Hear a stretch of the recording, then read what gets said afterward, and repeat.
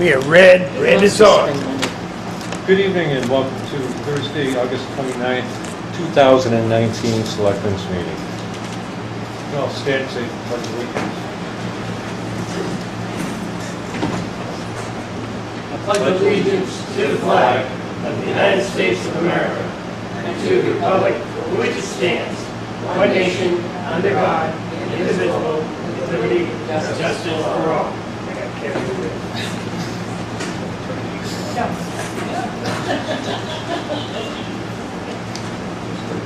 Notice I did.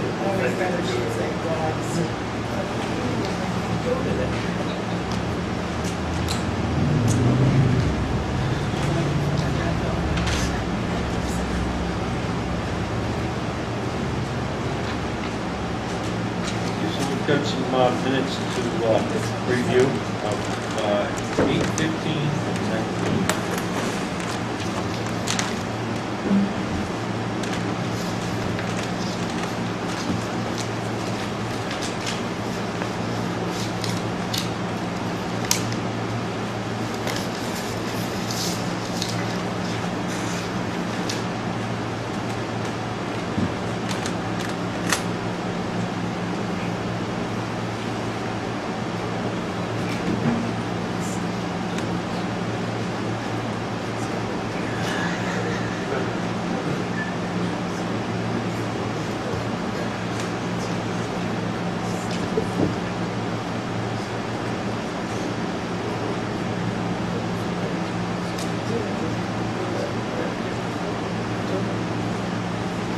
First page, public works certificate involved, motion to create a committee. I believe somewhere in there it should say that Joe Jessamine was recruited and said he would be on that committee. It doesn't say that, then it should. But I did say that. Since you brought that up, I did want to ask, we need one more person on the committee. Kevin is looking for a resident who might be interested in transfer station issues, so he's looking for one more person on that committee. As a resident? Resident, somebody, if you have any thoughts. I think Scott Davis is considering serving on that. He was on the recycling committee. Okay. Put on recycling, so he's more than passably familiar with the issues. Okay.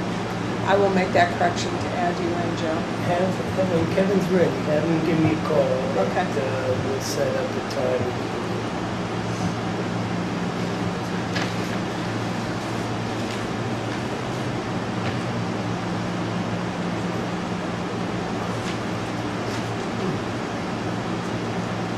On the third page, middle island tree update, it says another leaning maple tree. There's such a thing as a species of maple tree that is a leaning maple tree? Another maple tree that is. It's leaning. Would you prefer a listing? It says he will be providing an estimate for the removal as well as his recommendations for another leaning maple tree. So you could say another maple tree that's leaning. I prefer a listing. Why would we want a leaning? Why would we want it to lean? So, I was out there with him, and the tree that he's talking about is the one that has the military stuff on it. If you look up at the tree, the limbs are leaning all one way, and he said it's unstable because there's so much weight out there that's a concern. Why would we want to replace that with another leaning tree? We're going to Isn't that replace what it that with says? oaks. Yes. His recommendations for another leaning maple tree. No, his recommendation was actually for oak trees, It should be. like the big ones along the perimeter that are currently there. I know what you're saying, but what he was making a recommendation on another maple tree that had a problem. So just take the word leaning Yes. out, please. Right. All right, let's move on. For an additional maple tree that is leaning. Is that what you're saying? Yes. There's another maple tree, Well, okay. well, No. so I thought it was if the replacing. first tree is not leaning, Okay, so there's two trees. there are two trees. I got it. And the second tree is leaning, and it happens to be a maple tree. part of his recommendation was if you replace them, to use oaks and plant them along the perimeter. Right, and I actually just got his proposal today, this afternoon, so it just came in. The oaks are experiencing, there's a species of oaks that's experiencing a disease according to conservation. So that's really a Any fan. other changes to the minutes at this time? I can't hear you, Catherine. The Conservation Commission sent us an If- email with information that said that there was a species of oak trees that's experiencing some disease. Okay.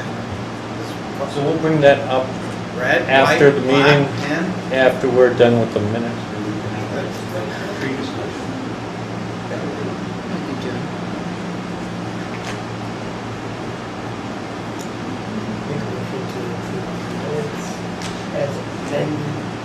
As amended, as corrected.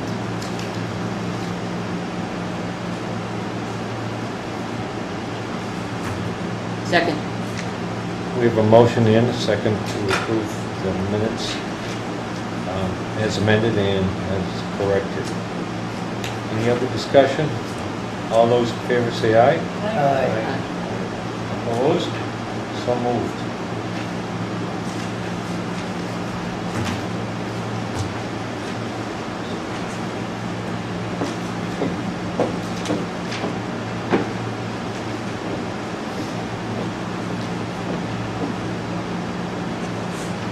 The other thing we have here on business is acceptance of a donation for the senior center from the Planet Family Reunion.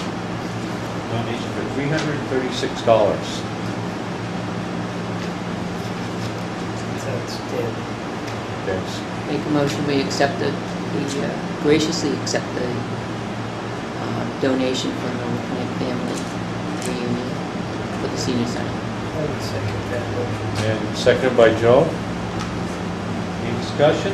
All those in favor say aye. aye. Opposed? So moved, unanimous.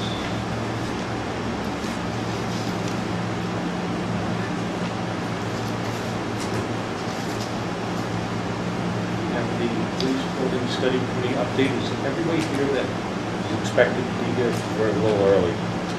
Is Nate supposed to be here? The architect's supposed to be here. He is? I thought Gary was coming. Yes, Gary is, but I thought Nate was coming, he's not? Okay. All right, so we got a few minutes. We can wait a couple minutes. So if you Talk want- about trees or something. Yeah, I can give you the report. So you also got in your, I think it's in your FYI file, it is, a letter from the Conservation Commission about their kind of recommendations on the tree. And I just wanted to point out that the gentleman from Chippers, Tim Berquist, who I went out there with, he is a certified arborist. So he's definitely has the experience to know what he's looking at. That's a kind of tree business. And what he says here is that the 32-inch sugar maple left side center closest to the bandstand, this tree has substantial dieback in the upper crown and the large areas of decay, insect activity, and woodpecker damage approximately 30 feet up the stem. The root zone has several large roots that are severely damaged, and the soil is compacted due to pedestrian traffic. This is likely one of the tree's causes for decline. Pruning out the dangerous branches alone will not correct the problem. To attempt to preserve this tree would require substantial soil remediation and a tree protection zone. Due to the severity of the damage, I recommend removal and replacing the tree with a more suitable species outside the bandstand area with root protection placed around it. So that's the one that we initially were looking at. The second one is a 36-inch sugar maple, center of the island. This tree is also stressed and damaged, but not to the point where removal is necessary. I recommend soil remediation, soil injection, and crown reduction pruning over lean to reduce the potential for failure and pruning out dead wood 1 inch or larger. So that came from the arborist who went out and looked at it. Can you give us an estimate? The estimate,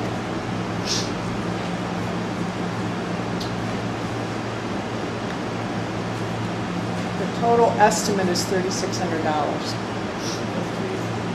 It doesn't include the tree. No, It doesn't include replacement? no. Is he giving us a suggestion for replacement? Maybe we can. Oh, sorry. Is he giving us a suggestion? He verbally, yes, I'm sorry, he verbally gave me a suggestion. He said oaks do better than sugar maples. If you look at the oaks on the island, he said they all looked like they were doing well. But part of the problem is where those trees are placed, the ones that are damaged because people are walking around them and, damaging the roots. So if it does get replaced, he's suggesting put it farther out near, the edge, or put some planting around it so people are not walking on it, whether it's, some small perennials or something, so people aren't walking on the roots. And then you have the maintenance, the lawnmowers and everything else that are riding around on it. A bunch of daylilies around it, they're pretty tenacious. He just said oaks in general, he didn't say that. No, he didn't. Could we ask him for a recommendation? Yes. Check the book. Then if there's something other than that, we would suggest. Very interesting.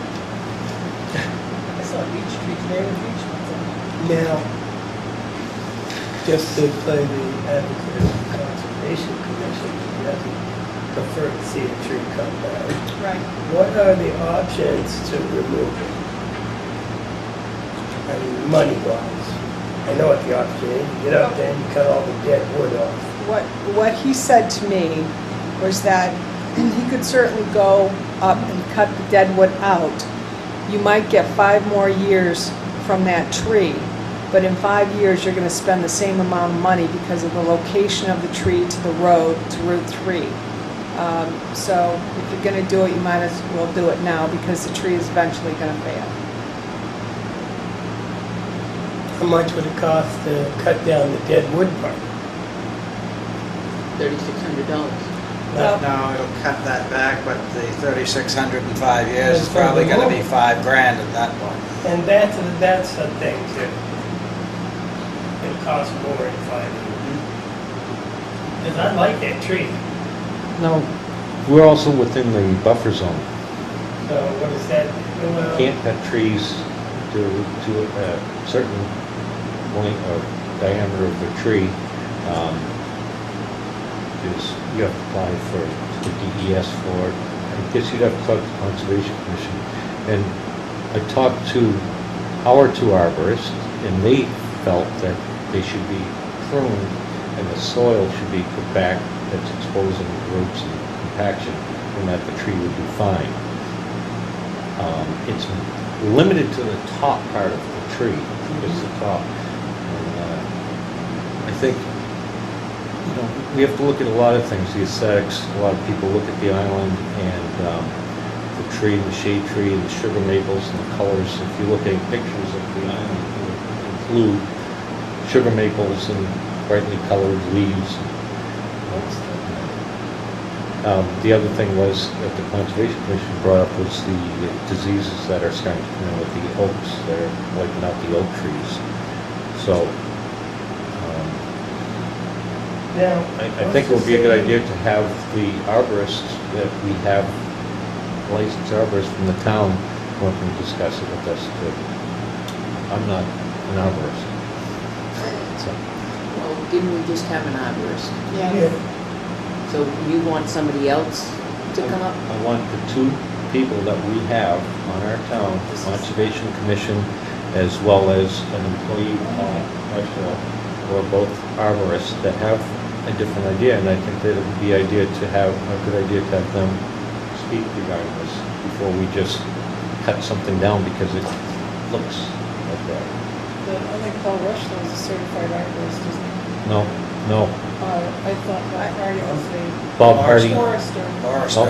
Bob Hardy is certified arborist now. So the fellow that looked at it is a board certified master arborist. And he works for the chippers people, right? Who wants to Who charge parks us have money? used many times, which Bob Hardy is the chair of. But it's still going to, it's still going to require work beyond what. It's a safety Town issue. can do. It's a safety issue right now. No, we- It's a known safety issue right now, correct? Regardless of whether we take it down or leave it up, we're not going to be able to do the work in-house. No, And this No. arborist is indicating the disease. How about the buffer zone that says that you can't cut it down? well, if that's the case, we'll just have to They trim do it. it on Silver Lake. You just have to, it's not that you can't cut it down, you have to apply to DES to cut it down and let them know that we are going to replace it in kind as a formula they use. When you cut that tree down, let them use their formula, it might be replacing it with 2 trees. Mhm. But we have a good amount of points on that island. We've got some massive trees, and they do it, the scoring is in how big the trees are around it. So, DES is certainly not going to say leave a diseased tree that's a safety issue up. It would be a good idea to ask for the 2 arborists that we have to come in and talk to us. So what happens from now until we get an arborist, a second and a third arborist to come in here, and if something happens and it's a known issue, what liability are we There are into specific now? liability releases for public areas in town, including Not after we are aware of it. That's the issue, remember? Yes. Once we become aware of a safety issue. Well, we can choose to ignore it. Yes, we can. so every what? tree that's damaged, we can't just cut down because it doesn't look good. We Well, could so ruin the problem. when I had they don't disagree, these arborists, and my understanding from Tim Berquist, and maybe somebody else knows, there are 2 certified master arborists in the state of New Hampshire, and Tim happens to be one. I don't know who the other one is. What he said was, you could go up and trim it, and it would last for maybe 5 more years. And then it's gonna cost as much to go up and trim it now as it will be to cut it down because of where it's located. In 5 years from now, he said it'll maybe last another 5 years, and then you're gonna have to cut it down. When I talked to Bob Hardy, he essentially said the same thing, that, we could trim it, but eventually it's gonna go. So whether he thinks it's gonna last 5 years or 10 years, I don't know. And so I'm just delivering the information. I think in the meantime, we need to actively contact DES. Yeah. Let them know we have a tree that we may be cutting down and removing, and what will they require us to file for a permit and replace the tree wood. Because that'll also depend on the cost, if we have to replace the 2 trees, some kind of mature oak tree. I think that's the diameter is this. Should we post the area on the island? Hmm? We have weddings coming up. Better do something. Not have it. Either trim it and hope for the best. When is this wedding? My vote You would have to be look- cut it down. You have to look for in the book. I mean, whatever Gail's got in the book. My vote would be to cut it down, but I don't think we can cut it down until we talk to DES. I think you're right about that. Unless Mr. Berquist has the information. I don't know. So $3,000, did we get any other bids or anything on it?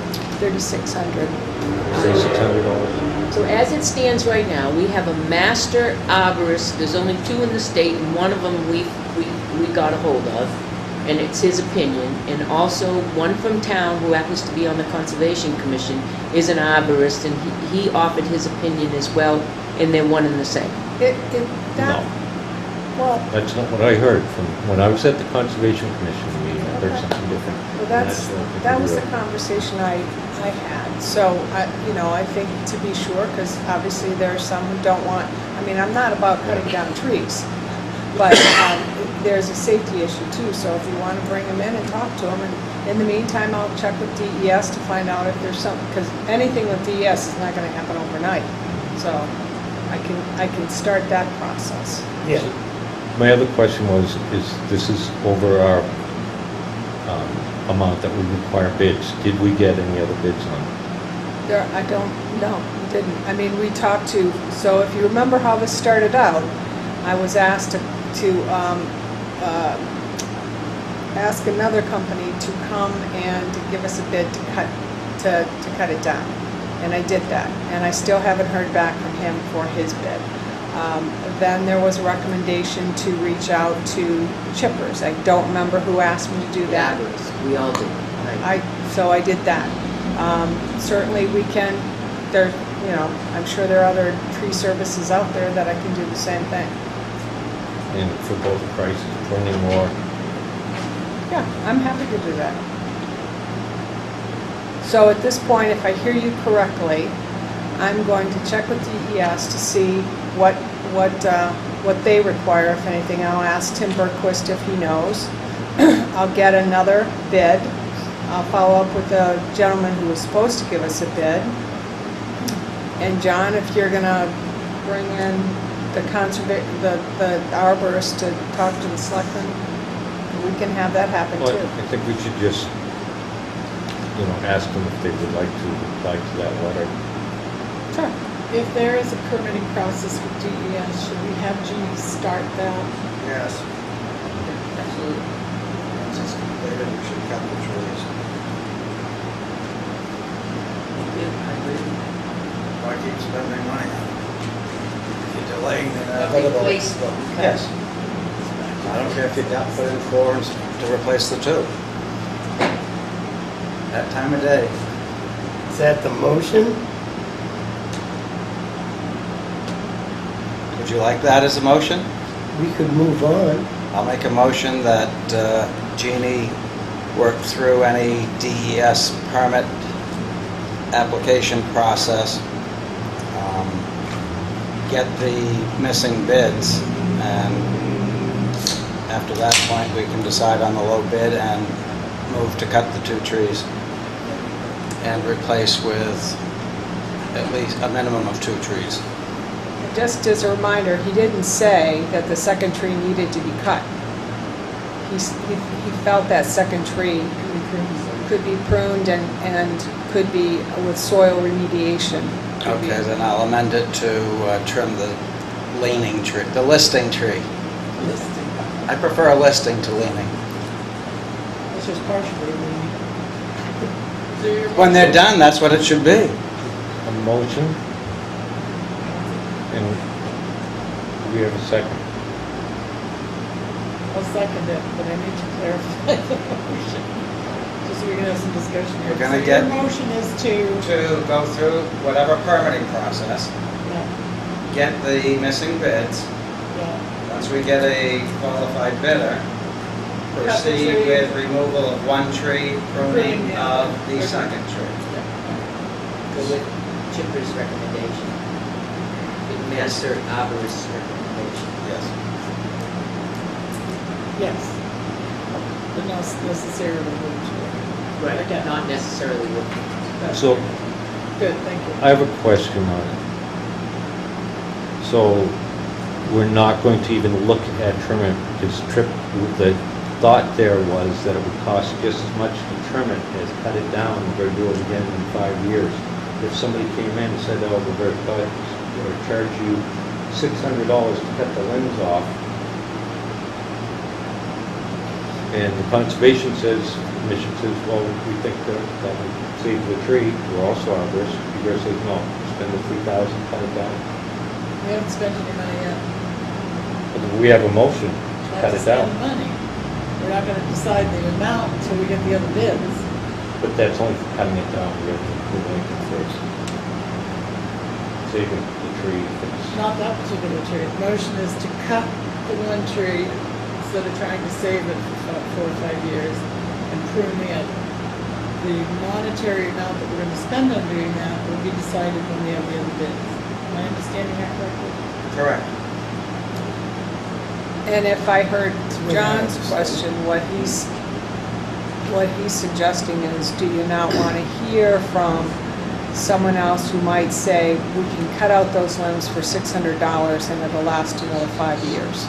Or 10 years. Or 10 years.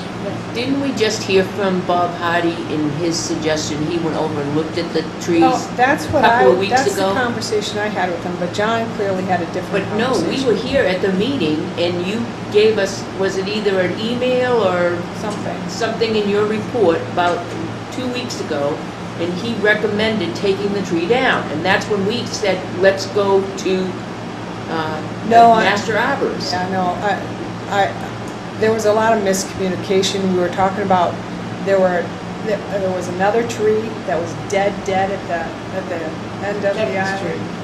So we were talking about 2 different trees, and we got that clarified. So no, he may have been talking about the one that was dead, and that one does need to come down. We agree with Yeah. that, right? One at the end, on the west side. There's enough trees on that island that are healthy that I don't want to spend money trying to save a tree that's gonna extend us like maybe 4 or 5 years. Get her down, put in some healthy trees.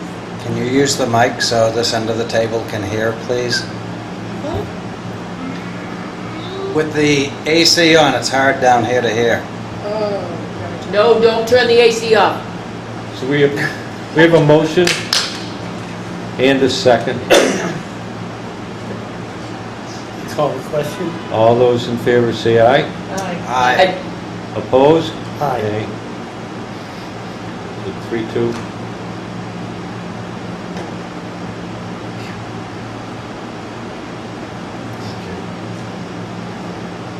We're after 5 now, so I think that's everybody that's going to be here.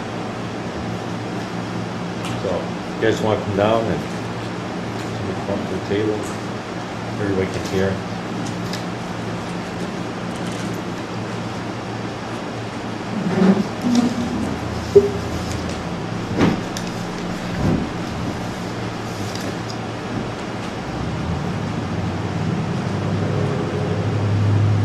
Okay. So, update on the committee, had a meeting.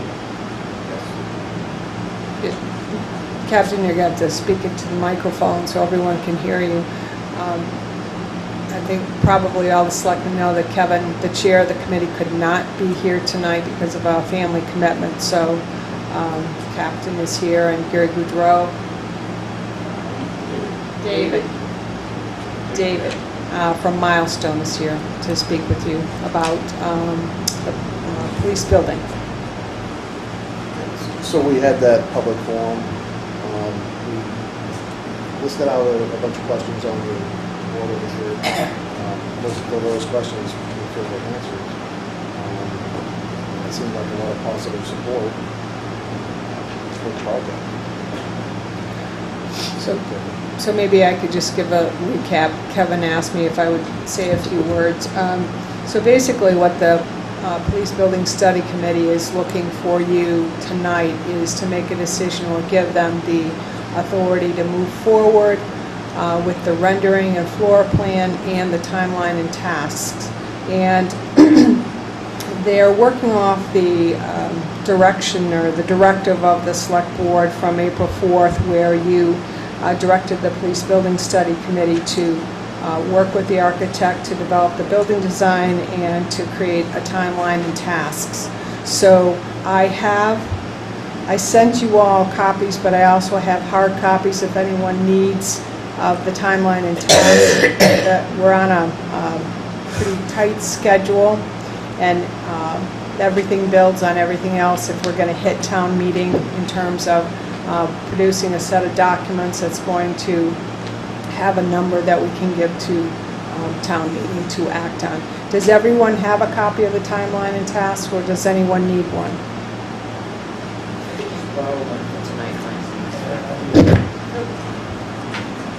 And then the other document that you all should have gotten, but I have copies of that as well, is the site plan, the option 1 that the committee is recommending to you, and the floor plans based on Monday night's meeting. And I have those if anyone needs those. There you go.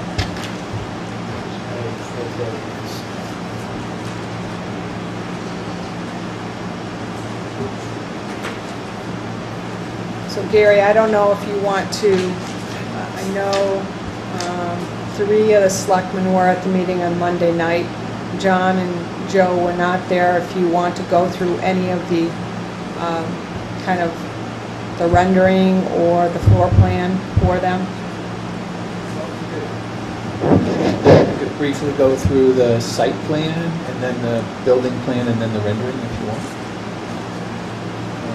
The site plan that you have before you basically shows an additional curb cut off of 132. The one that is in the middle that exists today will be the public entry for the police station, leading to a parking lot in the front of the building of approximately 13 spaces.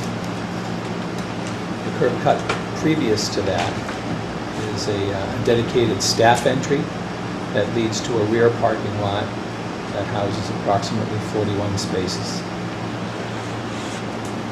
The light, long, vertical parking area that you see and the rectangle to the left of that are dedicated to the recreation field. The recreation field right now runs long axis north to south, and we're proposing to turn it long axis east to west and put it at the northern end of the site to maximize the area for the police station and associated parking. We have on a previous Board of Selectmen meeting, I believe it was, reduced the side yard setback on the cemetery side from the 50 that's in the town's zoning ordinance to 20 feet, so that we could maximize the space to the north of the police station to be utilized by the parking and bleachers and recreational field. Additionally, in the back to the staff parking, we also have a radio tower and a generator located central to the right-hand corner of the upper right-hand corner of the building. You'll see it's kind of light. That's where we're proposing to put both the radio tower and the generator for this facility. Also, between the parking and the easterly edge of the site, the rear of the site, there's an impound area that's shown as a possibility for the future. They currently have an impound function for the police station, so whether it remains where it is or whether it comes here, we're just showing that there's room to do that. Any questions on the site?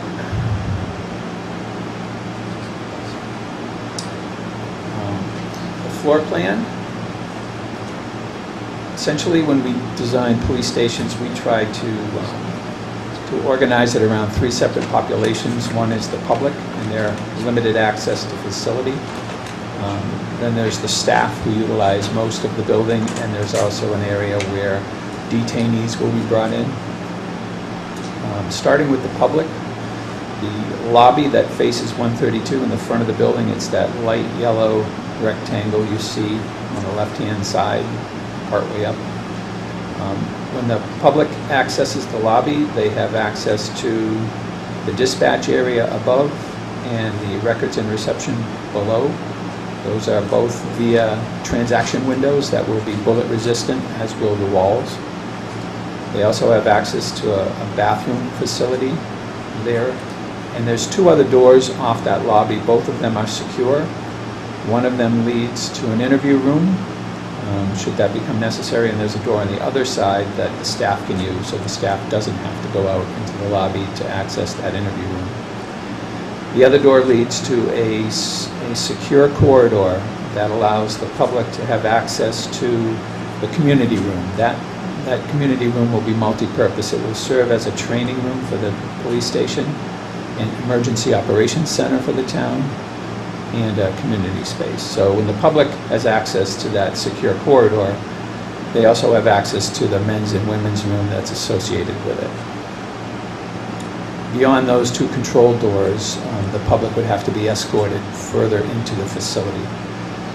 One reason they might be is the corridor that leads down the page leads to additional interview rooms and polygraph room for the detective division. So if public utilizes the interview room or the polygraph room when they're done, they can exit that door directly out to the public parking lot without having to go back through the lobby. The staff primarily will be entering the building through, I believe, on your plan, I've identified the doors with letters. I believe the door letter is E. Oh no, D. I don't have the letters on my plans. D is over by the yellow area. Okay, thank you. Yeah, letter D indicates the staff entry into the facility. There's a fitness room, uniform storage, and ammunition room on the left. Men's and women's locker rooms on the right. Further up the page is the administrative wing with the chief of police, 2 command officers, a prosecution office, administrative assistants, and conference room. And to the right of that is a squad room with a supervisor's office attached to it and a break room. And rounding out the remainder of the facility, there is 2 Sallyport bays for use by cruisers who are bringing in detainees, and a large evidence storage bay that will be cordoned off with chain link fence so that it can be secured. Those 3 bays have 10-foot by 10-foot overhead doors accessing them. Once the detainees are brought into the Sallyport, they're moved into the prisoner processing area, which is the area on the left. From there, there's fingerprint functions, there's an intoxilizer, there are 2 holding cells, if need be, and they're separated sight and sound with vestibules in front of them. There's a separate holding area if you have multiple detainees and you're only booking 1 at a time. You can fit 2 to 3 in that holding area. There's also a bathroom associated with that prisoner processing area, should that be necessary for the detainee. And the 2 rooms you see in the upper left-hand corner are devoted to the bail function. The bail commissioner would come in through door letter C and come into that separate room so that they don't actually come in physical contact with the detainee, and the detainees in the other room, and there's a transaction window between them so they can conduct business. After the prisoner makes bail, if he or she does make bail, they go into that corridor and they leave via door C, and then they're back out to the front parking lot, so they don't have to go through the rest of the facility either when they leave. That's pretty much it. The rendering that we talked about on Monday night that the committee voted on to proceed with based on your review and acceptance was front elevation option A. We are proposing a brick veneer on the building. This front entry has an archway which protects the main entry for the public into the facility, and a slightly larger gable behind it which will divert snow and rainwater away from the door that I mentioned in the floor plan is what folks would use after they're done with either the interview or the polygraph.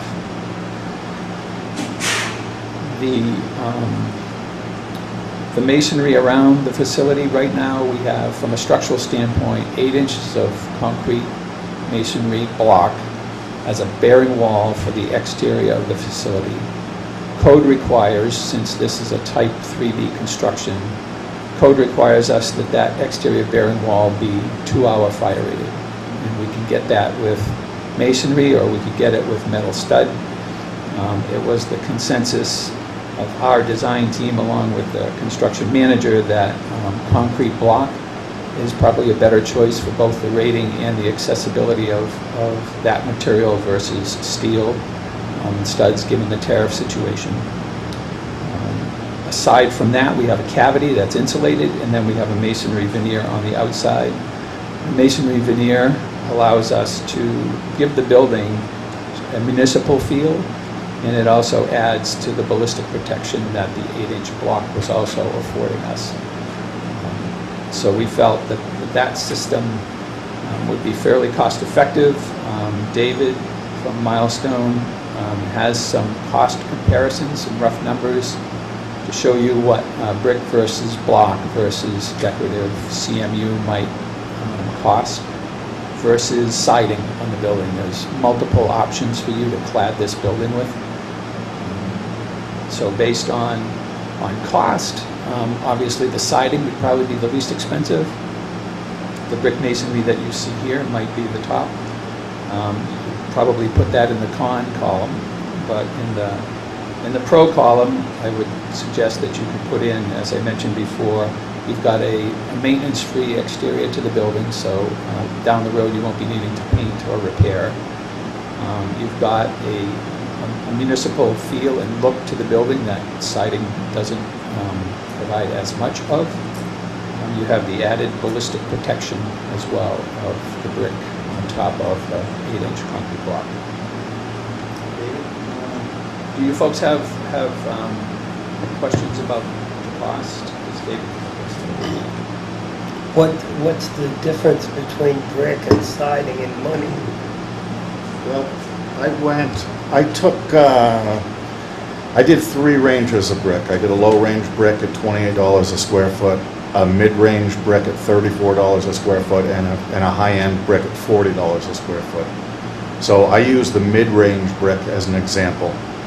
$34 a square foot, and I just used the number of, I think, 4,480 square feet of exterior brick. And it roughed out at about $152,000, a little over. I used cementitious siding as an example to start out with the same cavity insulation and furring, and it worked out to about $17 a square foot, which roughed out at about $76,000. So it was really roughly about half when you look at it at face value on day one. I ran that through a 50-year life cycle just to see what would happen. I took that same brick, and over 50 years, I basically gave it 2 pressure washes. At, say $10,000 a piece is what I used as a number, just to come up with something. It finished up at $172,000 after 50 years, and you have a nice brick facade. I started out with the $76,000 of Cemplank siding, and I did a paint job every 10 years at an escalating value. It's kind of hard for me to see if there's even going to be painters in 50 years, but I guessed. At the 20-year mark, I added repairs as well. So I added repairs, like $5,000 worth of repairs at 20 years, 30 years, and 40 years. That comes out to $183,000 at the end of 50 years versus the $172,000 for the brick. And you end up with a 50-year-old siding job with a lot of paint on it. So that was my 50-year comparison, because I think that's basically the number. You glossed over the super brick. That is, you chose the mid-range brick. Correct. We have cheap brick, we have metal brick, and Mhm. super brick. Yes. And I understand they provide a certain level of bulletproofness, which probably isn't a word, but is a super brick more bulletproof than the cheap brick or medium brick? Well, I would say it's more of a weathering quality to a better quality brick. It's more like a water-struck brick that's just going to be, it's a harder brick and it's going to last longer. We have a cabin in all of this. Whatever moisture gets stored in water, we'll get on the backside of that area, drain out. What is the difference between mid-level brick and super brick in money? It was about $6 a square foot. No, I get that, but Yeah. then you had 1/6 more roughly. 24 grand, so for 25 grand, you get the better brick. It looks better, it lasts longer, maybe doesn't like crack, chip, and what have you. And I know it won't make any difference to me 50 years from now, but I don't understand what we may think for 25 grand. Because if you have to repair the brick, it's gonna cost more than that. How about the roof? shingles, 25-year shingles, metal, slate, sheet metal. Just about anything right now, I was remembering that you see it's about 30 to 50-year architecture. The difference between 30 and 50 is side to the edge. No, not yet. Be around to collect when they fail anyways. Pretty much. I'm thinking more metal. You do have a metal ice wall around. And as a kid, that was always the first sign of trouble. I First thing they jumped. did was the metal, second was the wires, and next you have to shovel every storm. That's all I remember as a I kid. have a question about brick still, I think you, Okay. I goes over but not the roofing, but, so, if my understanding, you're proposing brick with concrete block behind it? Why not just decorative concrete block? That would be a single white wall.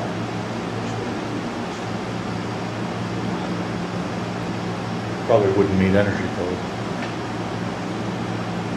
It's pretty well documented that at a minimum,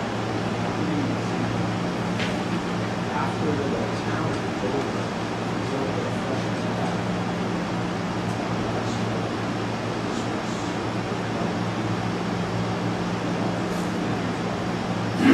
Very shortly, I was done with a single white block, say one. Very shortly after that, they hired our firm to come in and propose a remedy. The water was pouring. Heat was cooling off as the water process. The water turned to vapor. Swallowed off. The water was hitting into the heads of all the workers. So we ended up adding foundation, 6 inches worth of concrete to the outside of the foundation, putting on a block, the cavity, which is really how it should be. We have block buildings all over the state. So are we talking about concrete block, because I'm not a concrete block person, that are filled? Well, if it's a barren wall, at least some of those close it in.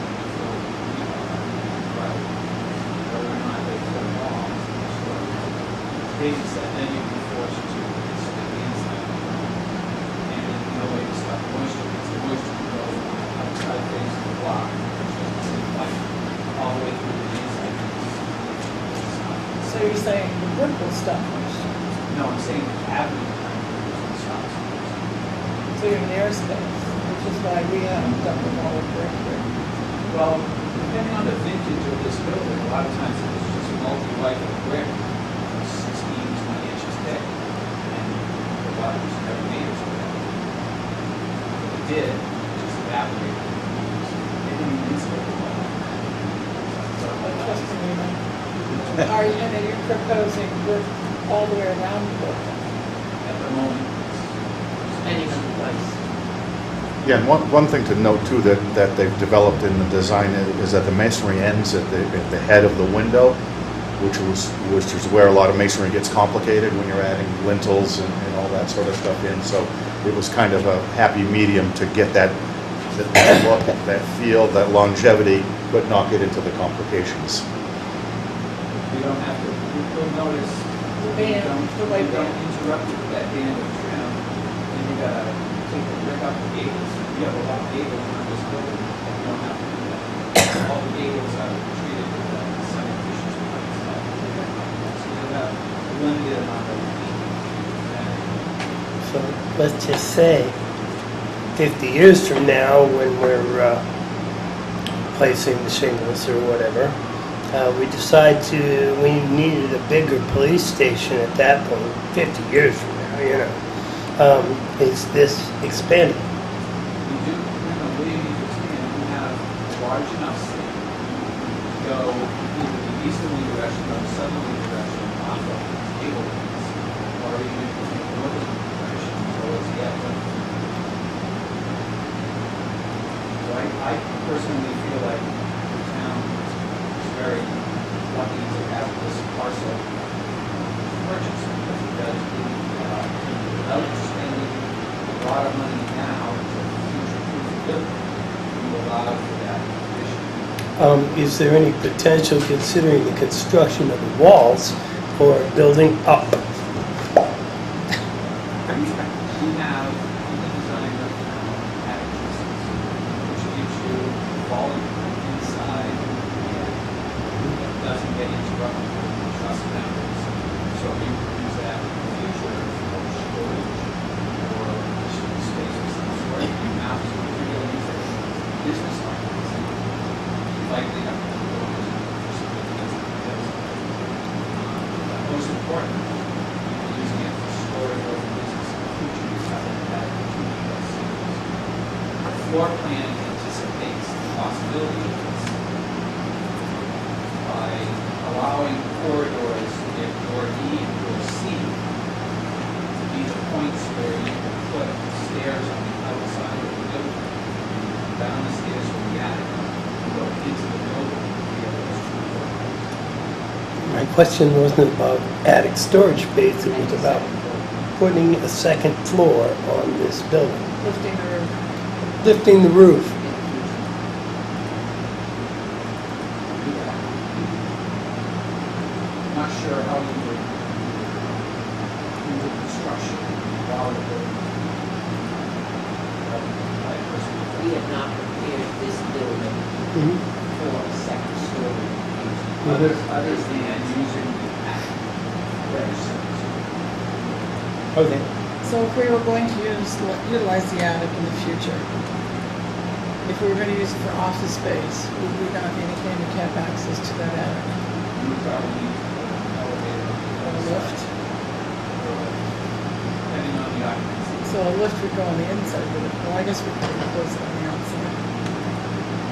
What we tried not to do is, because the program is so tight, there really isn't any room inside of this facility right now, as you would say, as a control of giving up some program.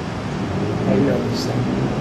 But you could do it in that high-density storage room that's right next to the entry. Darker rose-colored area. In 50 years, they're gonna need that, for sure. No doubt in my mind. So you can do that later, or you can do it outside.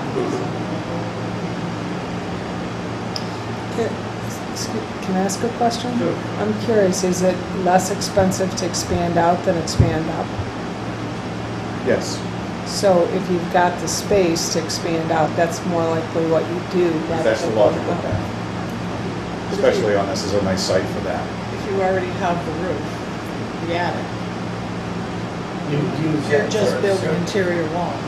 You're finishing it. So how could that be more expensive? Well, you're not just finishing off the attic, you can build those two stairs. Well, one could be a lift and the stairs could have not. You still need two stairs regardless of Oh, you do? And you're only looking at limited attic truss store, into an odd office above that where the attic is. You're not looking at the whole building, the entire building is just where Correct. the attic is. And that's neat. Hey, well, So I was at the meeting Monday night, and when people asked about expansion, it was the attic that was mentioned at the public hearing. So we told the residents, our future expansion is For the attic. storage, Storage, they were talking about storage. It was still future expansion. There was for no talk future expansion for storage was how it was phrased. about, as long as I know there's room on that site to maybe push the tenant building out somewhere down the line. I mean, we're already looking at a floor plan and talking about future expansion across 10 minutes. That's because the question was raised, but this is really adequate for a very, very long time. Depending I don't know. I don't have square foot, I don't have any, square footage of it. I don't have any dimensions for these rooms, and I'm looking at the storage next to the men's room. I don't know what the dimensions of that room are, but I know it's already down in our basement that needs to go somewhere because we're running out of space and storage. And that would probably 2/3 of this room, maybe? I don't know what you, they have them stored over there already, so. What we've planned for here is a high density parking, which is slide along tracks.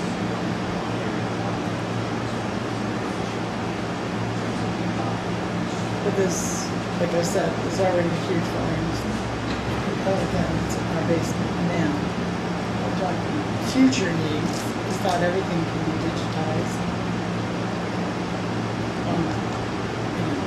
Is that enough? I don't think so.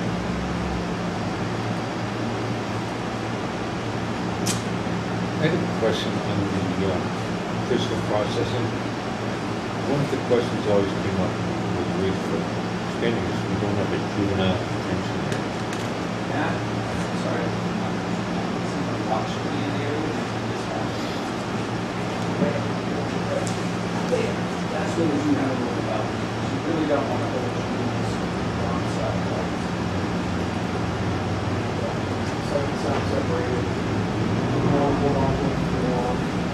Is there being a watch manual?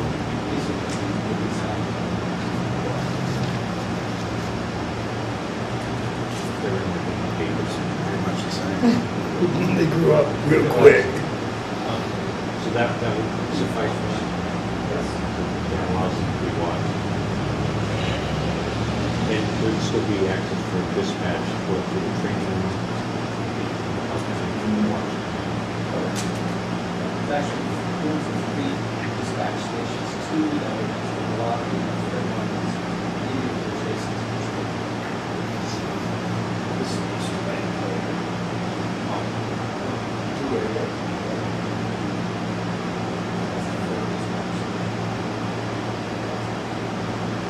So that's sufficient, we have 2 cells.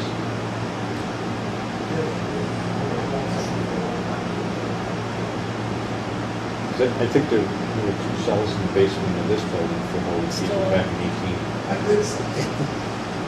That's still up. You do have that additional holding room that would be a third. I was gonna say, because you might arrest 3 people at a time. It could happen. It does happen, I'm sure. So we're trying not to design for distance. You can also have benches inside which are processing. We have We used to do that. Other alternatives. There's a records reception room, and there's a large administration room by the conference chief of police, blah, blah, blah. It looks like in the records reception room, they would be staffed by someone, because it's reception. What is the purpose of the big administration area? Just a foyer? There's room there for like paralegal, assistant. Some more staff. Some critical administrative staff. So these Then who would take over the reception if somebody came in? So you're gonna have some sort of buzzing. Well, I'm just saying, because it looked to me like this is screaming for more additional staff. You didn't see the moving treadmill far, the scooter across? I think Lisa's amazing what she does. The area that administration. Could line the wall with those cabinets, right? I can see that maybe 2 corners, but the rest is all doorways. In the women's locker room, we're only ever expecting 2 women police officers. Because you only have 2 locker spaces. If we put 2 in there, Catherine, because if we put 6 little squares in there, you'd say, are you Yes. expecting to hire 6 more women? Yeah. No, I wouldn't have thought you'd gone completely insane. That wall on the right-hand side. Like I said, I don't have dimensions on these rooms, I only have total square footage, so that's really hard to tell. I mean, I can move the blocks, but The same thing for the men's, that wall that separates women's and men's. that was just like, Just stay number one, Catherine. Come on. So we do have to propose before we The materials are like the fascias and the eaves. most of that is actually part that we that side of the house. And that's on the side ends. It's just, we're talking about the second archway, to the archway.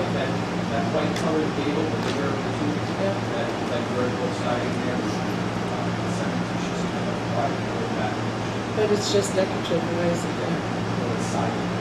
No, I mean, why even have it, it's just decorative. Well, Doesn't- protecting that door from when it was siding. You already have an archway over the door. No, it's our second door. That door, that second door is. Well, that could just take a little, you don't And have that's the protection. design of And it. You don't have Catherine, protection, you would have as much protection over this door if the eve continued to this point. So the same protection afforded these people would be for these, if this was eliminated. except for one thing, Catherine. Yeah. We jet in and, rather than do a straight rectangular shape or a rectangular L, we're going in and out, and to me, that's gonna be adding cost. Well, if you eliminate this. If you look at your roof floor line is plan, look straight. at all the ins and outs. I'm not looking, I'm looking at the roof line. And This if you is put a above little triangle there, think of the snow that's gonna end up in the middle. I just saw that door being used much more often than this. I just see a lot more, I see more roofing cost. It's giving it a more permanent solution. To whether again, or seal damages, better, You ever walked in and out our school street? Is there a reason why we didn't stick straight rectangle? Wouldn't that be cheaper to build? You talk the trades, labor's your biggest cost. If I'm doing corners and all, that's taking time. Yeah, I can't argue that. Foundation cost more. Yeah, that's what, pretty much, yeah, that, the carpenters. Are you talking about the arch versus straight? Huh? No, I'm talking the building, make it a rectangle every time we go in and out, that's more cost. I'm into function, not form, we don't need a pretty building. If you're looking at the actual parking, look at the parking, utilizing the parking, and then say, okay, if you're gonna make it into a rectangle, and you need what we have in here for utilization, an efficient police building, then in the amount of parking that you need, if you had a square, it would be efficient. I'm saying make it an L, we've got a corner here, square it off. Saying We cut take it out in the it. jogs. Yeah, all the jogs, it looks pretty, Just take it's out gonna the jogs. cost us a lot more. And it isn't going to lose the parking, Yeah, but it's more square footage, and more square footage is more cost. well, it depends how you design it, Catherine, you can rotate and do other things. I'm just, I'm with 52 you, Business Park Drive was rectangular, was it not? Yes, it was, Okay. and I'm with you. We worked really, really hard. I know, my concern is the cost, and that's, Well, we don't know, we have absolutely no idea the cost. We need this to be approved tonight. I can approve it, but the problem is, this is more than doing the rectangle. If I ask the construction manager, I'm looking for the cheapest, most effective building. I'll go for the 50-year stuff, because it makes, if you can show it on paper, it's economical, fine. It's gonna be tough. We've had the fire station the last 2 years, and they keep getting shot down. We've gotta be careful with what we do on the price. We're not aware of that. We're working with Gary, working with them. They're well aware that we're not gonna do it with $5 million budget that says, okay, here's our police station, it's a thousand hall. We're gonna knock some of these down if they come in with a price that's pretty close to that. We've got extra They're costs very on well aware of that. So I think what Peter's saying, you know, I agree with that. how does it increase the cost if we take out the jobs, which carpenters and hungry people might not charge more for jobs? But, yeah, it's, I'm with Peter, a very functional building, and not necessarily an aesthetic building. If you're taking out the jobs, you're adding square footage, correct? Yep. That's what I just thought. So how much more expensive is that going to be? We can give you a ballpark square foot. Yeah, even right, it's difficult right now, even in this market, to start throwing square But foot the numbers. other thing is, he can't tell you the difference in cost for having to do all the labor for this form versus doing the rectangular. Right, until you go through the exercise. And I think that's the whole point, is that they're trying to get me documents by the 13th of September, so we can go through this first round. And again, that's the beauty of having a construction manager on board, that if we get that first set of drawings on the 13th and we can see that the numbers are too much money, that's when we go back into that fallout position and say, we're gonna take out a jog. And that's what we do. That's what our profession is here for. You heard what they said. Oh, exactly. Yeah. It means that it's much more efficient and less expensive to add the square footage and take out those jobs and increase it, on the ends there, take out the jobs, compare that with committees. Exactly. You come back to them and say, you know what, you It's like this jog here may end up down we here. heard Correct. we heard what you said. The construction manager looked at it in comparison. These are the prices, and yes, you're right. Okay, we should go with this. And then Gary redesigned it.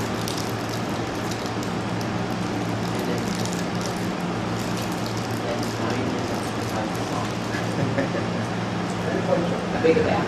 The bigger, yeah, more storage. Maybe a six Sally Port. So we talked a little bit about roof, and I don't know what the consensus was, if metal opposed to asphalt shingles. I mean, metal's longevity is almost twice. I know they have architecturals, which is a heavier shingle, but metal roofs, I understand, are more energy efficient. They're certainly much more recyclable. In fact, they're typically aluminum made of recycled materials. Where an asphalt roof, you're replacing it, what, every 20 years if you're really hopeful, and in New England that might be 15 years? There are some pretty nice shingles out there. Unless you use architecturals, which cost more than the regular shingle.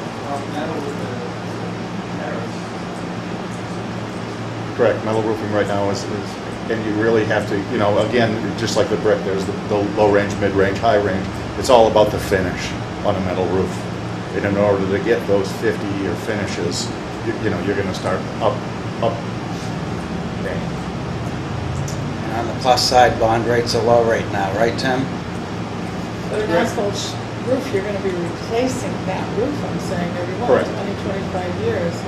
Where a metal roof can last, I mean, they warranty them for what, 50 years, but typically they're lasting 60 and 80 years. Yes, they're definitely So you're gonna replace that better, asphalt longer shingle lasting. roof at least 3 times during the lifespan of your metal roof. But I don't think a metal roof is 3 times the amount, I think it might be double, but. Yeah, I'd have to go through that exercise, or you go to a very high-end asphalt shingle. And then Somewhere in the middle. Those are still in warranty for what, maybe 30 or 25? You can get a 50-year shingle. Because I have asphalt, I have architecturals in my house. I wish they were metal. But that may have to do with installation. But also an asphalt shingle, black, is certainly going to absorb heat in the summer. So that's not energy efficient. It's not going to increase the air conditioning cost of the building. Or is it because it's in the attic and not have the effect? It probably won't have that effect here, going back to Peter's comment earlier about, when he was a kid and the ice skins and stuff. I think the amount of attic blown in, it'll be at that bottom of attic layer, that Gary's gonna need to meet energy codes, because the energy codes have just absorbed all of the LEED tactics and, the sustainability stuff. The amount of blown in that he's gonna have, yeah, is gonna prevent almost all of that from And happening. that's going between the first floor and the attic. Okay, so if we decided to use it for storage, or use the space, it's probably for storage, because it'd be a hot attic. Can't put a flag down. So, Right now, it's just designed as a whole. metal longevity wise, maybe more economical than the asphalt. Yes, probably if you ran the numbers, it would be similar to the exercise I did with the brick and the siding. And will that be considered? We can. Good question. You're the vice chair of the committee. All right. We've taken a lot of these thoughts and longevity and redoing this. And I really don't. So you're waiting for price as well? Well, we're waiting for your blessing. We think we're the best option. Well, from my understanding, we're approving a design, a floor plan, if you will, but not a materials list, because you haven't gotten it. And I think that'll be generated through the value engineering and the costing. A possible floor plan, because they may have to redesign as they go through the numbers. It's the first plan.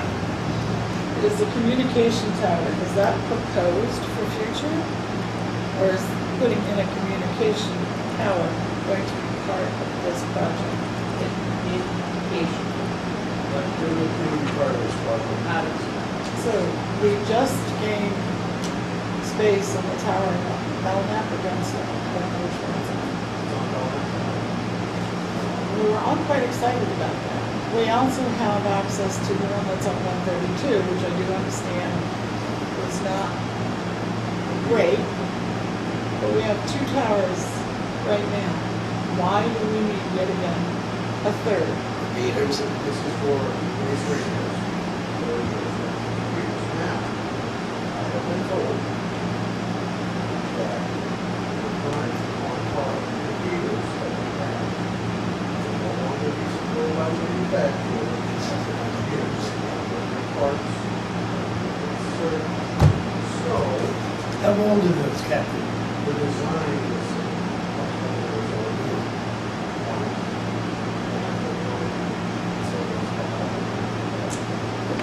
They're old. So I would look at that. The tower at the site.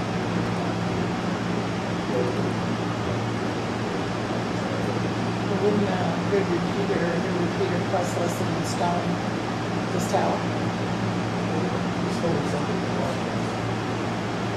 So what have we been doing these past? Right. And isn't some of this from planning?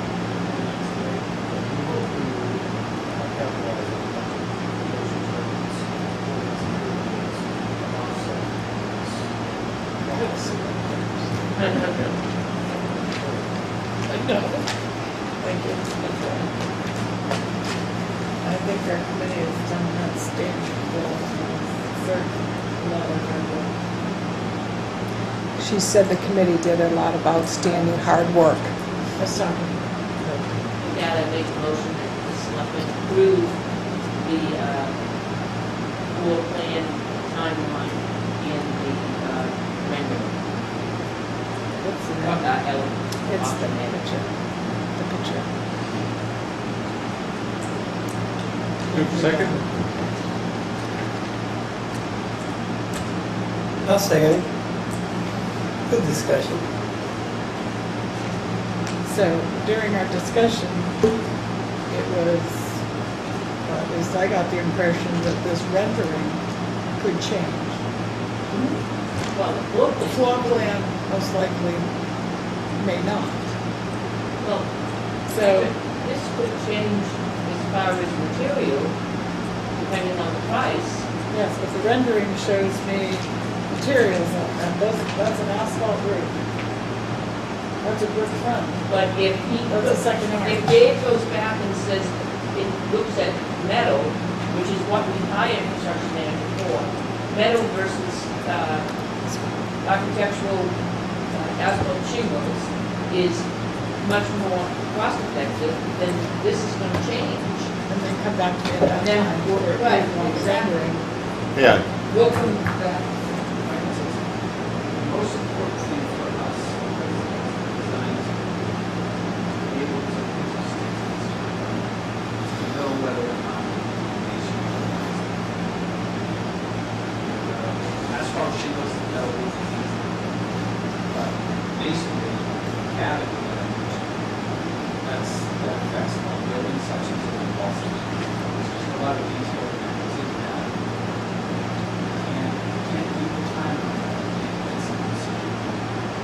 I wouldn't, so if the motion was specific to them, I could approve. But not the rendering in general. What was that? Again, we're in the dead zone. I think. You're not speaking into it. Oh, I know, I keep looking at my drawing. So I said if the motion was specific to what Gary just said about the asphalt and masonry construction, I could vote for it. But not for the, just the rendering in general. But he's also looking for guidance on the face, whether it's brick or the, I really just need to know if it's a masonry product. Yep. That's what's Okay. crucial. So, It's expensive brick or cheap brick. okay, you- I'll amend my motion to approve the proposed police station floor plan. The,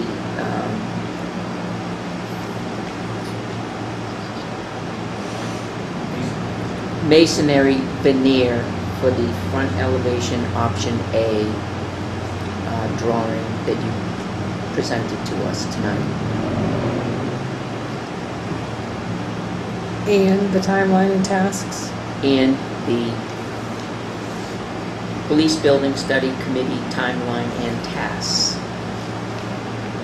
which outline our deadlines. So We'll have to have that. So we'll need to get a second for that motion. The amendment. Second. Any further discussion? So there will be trips back to the board to approve materials, et cetera, beyond what we approved tonight. Hopefully we will have process. 30-year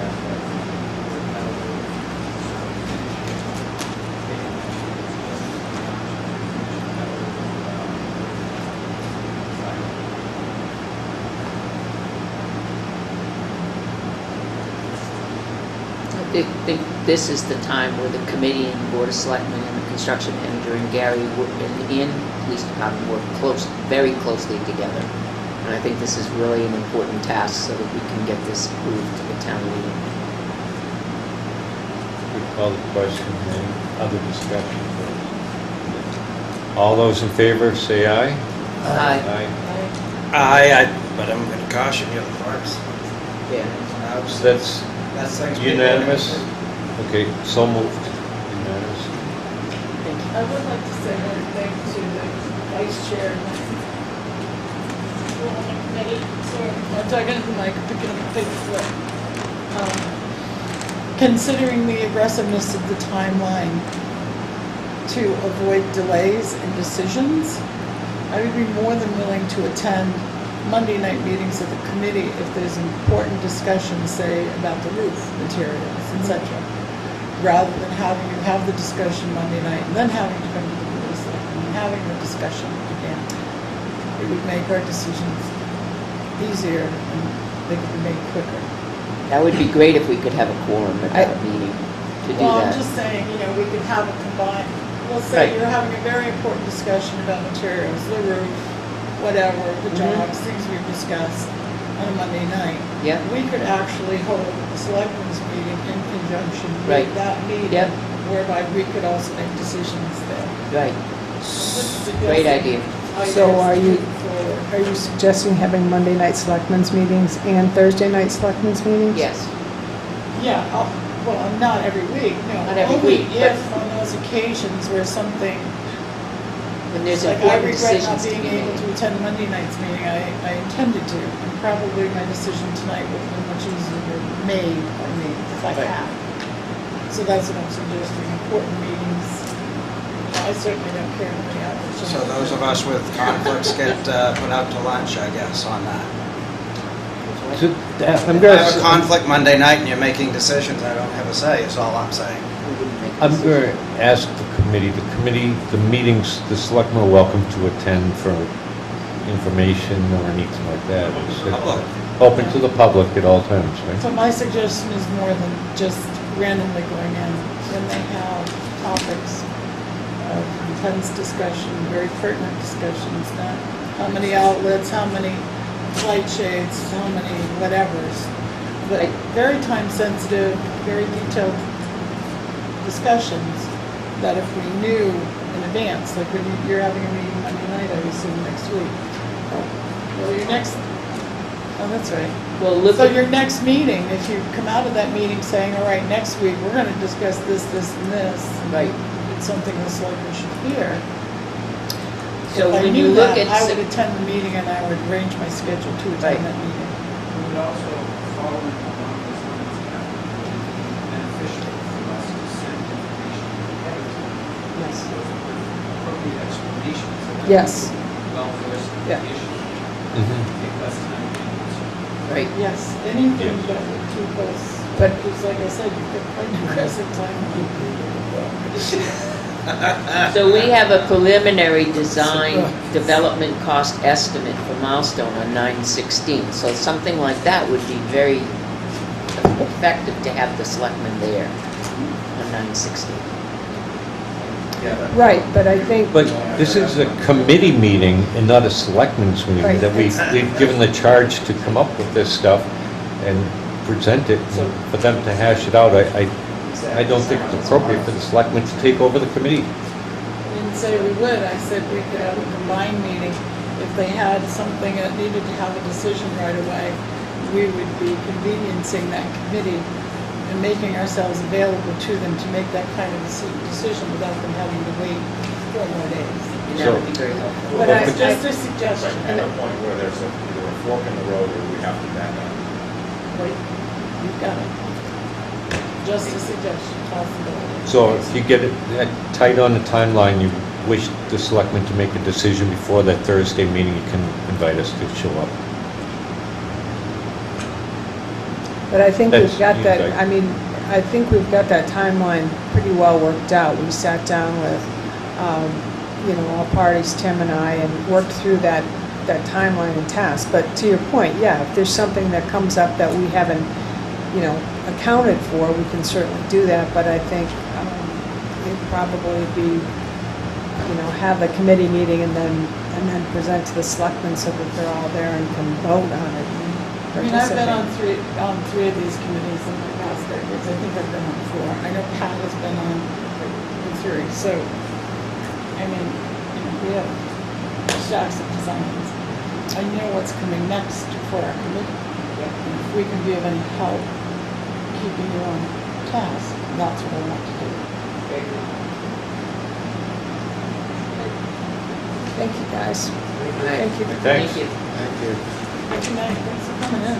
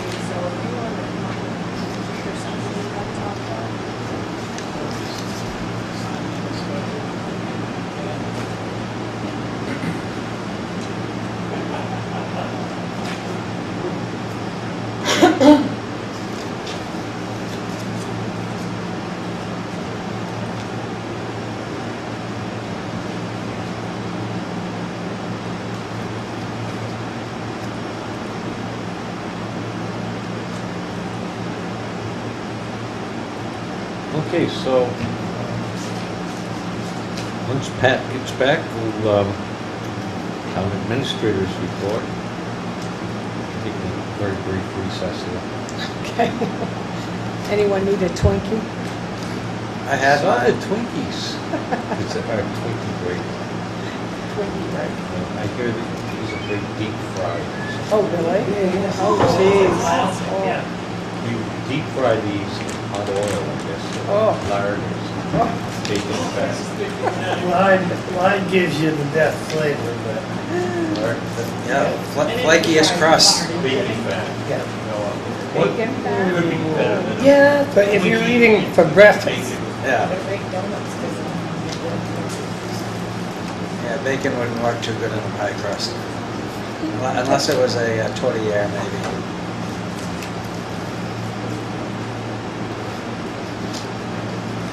These folks can't.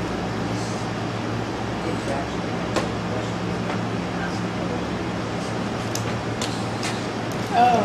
Oh, They're new to town. I mean, we can answer it for you, but they do have the study committee. Meet, when's their next meeting? We haven't said that yet. was the website I one haven't checked created? it. It will be, Tomorrow. He's the chair of the selectmen. we didn't want to put anything up until you all Spoke. blessed everything.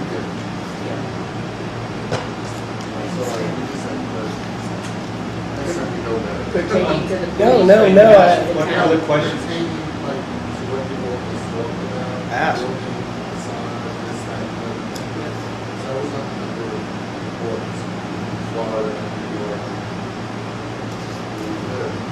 Do you want to come up? I don't know, would you like to come up? Just like here, any. Hi, I'm Rob Van, yeah, this is one house on Cottage Road. And, I don't know, this has been open for Pass it long. down. Decades? No, it's Yeah, decades. Decades. Like the problem, 25 years or so. really, but when they come prepared, Get closer. when they come prepared, aren't all the proposals at that point in time should be presented, like you're saying, the roof, here it is with this kind of roof and that kind of roof. Here it is with this Exhibit A, Exhibit B. And here's the cost with each one. From what I'm hearing, and I don't know, like you said, it's been going on for decades, why don't they come prepared with the cost showing, here's what you lost with The guy doing it has just been brought on Okay, board, okay, that so, We just No. paid him Okay. 2 weeks ago. and he needs to know design. Oh, okay. I And thought so that was it. until we approve the design, he was sort of just You can't do idling, anything. waiting, yeah.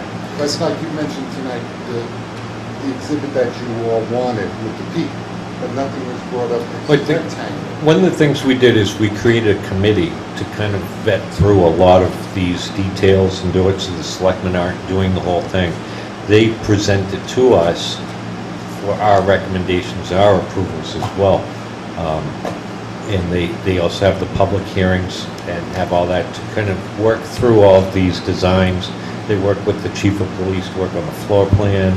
They've gone out into other communities and viewed different, different facilities that are designed by these architects and kind of picked a lot of that out and then presented to us.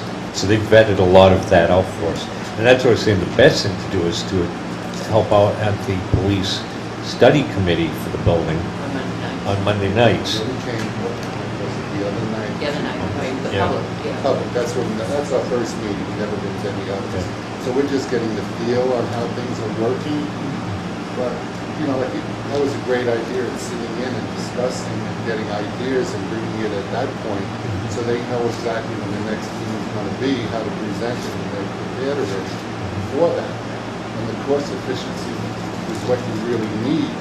And if it's changing the facade to a rectangle where you're saying you can get more room out of it, that's something that should have been proposed. Okay, here's our peaks, but here's our rectangles. So now they know this is something that they have to redesign again. So we'll go back to them and now they'll go back and they'll look at it and they'll look at the price and do the comparison. And they'll bring it back to the committee. And then we'll bring it back. So I'm the representative to the police committee, to that study. And then I'll bring it back to the board with Jean. And we'll talk to the board. And then if we need improvements to the board, we'll bring, because ultimately it's the board's approval. We do the work and then they approve. And then That's how- finally, it's going to go before the voters in next March. Ultimately, it's the They voters. could turn everything down, which has happened over the last Every other 25 time. years. So, and that's why pretty much we use a committee built of the citizens and interested parties to create that involving the public, because the public is going to be the ones who are going to vote on it. So they will be presenting this at town meeting. So This is only our second meeting, and we're getting the feel of everything, but I would really like to get involved with things when the next committee comes up and they're looking for seats to fill. Because I got a big map in town, and I get my opinions out there, whether they want to hear it or not, you know. be careful what you wish for. We've got plenty of Some kind of vacancies. national trade, is it? We have a lot of, you know, I thought you were gonna say we had enough Italians. vacancies. There's never too many. Yeah. So, I yeah. thought you were Irish.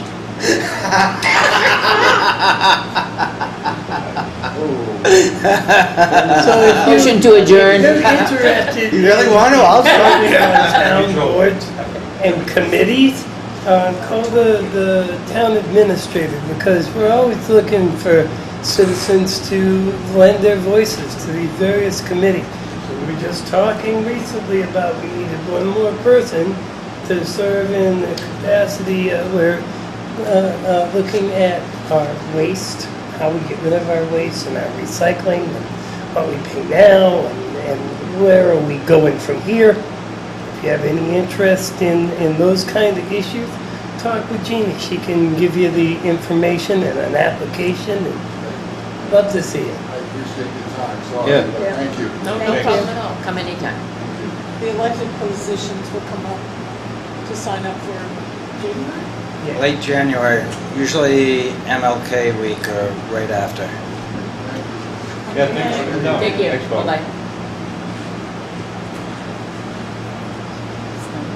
I'm sorry we didn't think public comment. Well, you should expect them because the meeting Monday night, yeah, but we should always ask her next. Again, if there's public out But there. if they walk in, Yep, this time, please raise your Hey, hand. after town administrator. Okay. So, back to town administrator report. Okay, so you have my weekly update. The goal-setting session has been postponed to September 5th. I gave you an updated agenda with your worksheet, so if you could do that homework if you haven't already. There is in the to-be-signed folder a letter of agreement from Milestone. This is for the construction management. Tim and I did look at the letter of agreement, and we requested changes from Milestone to address the concerns. All those changes were made, and so I'm hoping you can sign that letter. Plan New Hampshire charrette. I talked to you all about this early on when I first started. A charrette for Tilton. You did approve that, and I am planning to start working on the grant application, but what I'd like to do is put together a small committee to provide input on drafting of the application, like a selectman. My thought is also to include Leanne Moynihan, who is our new land use coordinator, and 2 Main Street businesses. And so How much time does it involve? it's not going to be a lot, basically maybe 2. My goal is to get this application written in front of you by the end of September, so it's probably going to be about 2 meetings. I don't think it would be lengthy, maybe an hour. Like, I'll volunteer if I can't get this. Real. No, it's not going to be a lot. Yeah, a couple meetings. I just want other people to be involved in getting their feedback before I write this application. I'll volunteer, Bob. when do you plan on having a meeting this evening? And I'll volunteer for that. They would, I hadn't even thought about that, but it would be probably in the evening. Does Leanne lives in Hooksett? She does live in Hooksett, but I would, and I've already talked to her if she was interested, and she said yes, she would be. So you're volunteering, Mr. Chair? I'll volunteer. All right. Suggestions or thoughts for business people? I had heard Billy Lawrence might be I haven't asked anyone, I wanted to talk to you first about that, but I wanted to get 2 Main Street businesses.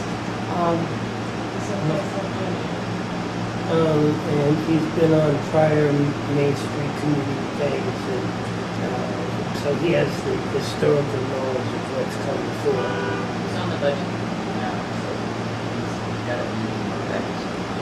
The other And person's, conservation, I mean, your I conservation. forget his first name, Parks.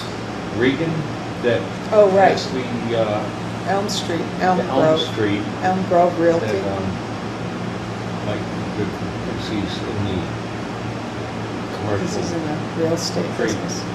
Elm, we He went bought down there the when they bank. had their opening. Exodus Oh, Bank. Oh, Jim, is it Jim Regan? Yes, I think it Jim is. Regan. nice name, smart name. And, So if you're good with that, then I'm gonna proceed and get that moving. I also have in your packet a letter to the Northfield Selectmen regarding the island. And I provided the backup from their town meeting, our town meeting, this last town meeting, a copy of the quitclaim deed and a letter from Patrick Wood. When Joyce was here, she had already done, it appears from the file, done quite a bit of work. And at this point, and you all saw the email, I think, that came from Northfield saying that they were anxious to get going on this. And so the letter is asking them if they want to proceed with this, that we need to hire Patrick Wood to do this work, and they need to share in the costs of this. So if you agree with that, I just need you to sign the letter and I can send it off. Sounds fair with me. It's good. Okay. Just as an aside, if you currently have a current ownership procedure, we need to get their permission to trim, cut, or whatever over there, as far as I know. We do. So that might be part of we should reach out to emergency, this is what we're doing, and whatever, because even if they don't pay, we still need their permission. Right, For the DES application. right, absolutely. We should ask them to help pay for it. We should, I would cast that net, but regardless, we need to let them know. yes, I agree. All right. There are 2 public hearings on the 10-year highway plan, September 19th and October 16th for Caleb Hill Road. I drafted a letter for the selectmen that I'd like to send to the Caleb Hill Road residents. I'm thinking, I guess what I'm going to do in the future here is when these types of things come in, just to speed it along, I'll go ahead, if I think it makes sense, draft a letter and take a chance that you're going to agree with me and sign the letter. Otherwise, I have to wait another week after I get your permission to draft the letter, to have you sign the letter. And because this had dates on it, Yeah. This is just FYI. yeah. This is We received an email from John Radigan regarding New England telephone and abatement litigation. It was in your FYI file, and he wants to know if he is authorized to accept service for Tilton on the next abatement litigation case. I asked Leanne if she knew, if she was familiar with this, and she said yes, Hookset's, they saw that in Hookset. So if it comes up and if Tilton is involved, do you want him to represent Tilton? Leanne is an appraiser, correct? She is. Does she have any experience in right-of-way appraisals? Just out of curiosity. I haven't, Nothing to do- yeah, I haven't asked her. Okay, just curious. Yeah. But to that end, I did talk to her today, and I would like her to come in front of the selectmen, not next week, but the week after, just to tell you how she's doing and what she's up to, and so you get a chance to ask her questions. So that'd be a good opportunity. What's the attorney in the Tilton? Well, Has he done that sort of work for us in the past? those are all good questions, and I actually have an email into Lauren as well to ask the question, because I don't know. But I put it in front of you because of that, this maybe is a historical issue that you're all familiar with, but maybe not. It's been going on for quite some time, years. So, I guess, would you like more information before you say yes or no on this? Is that what I'm getting? What is that on?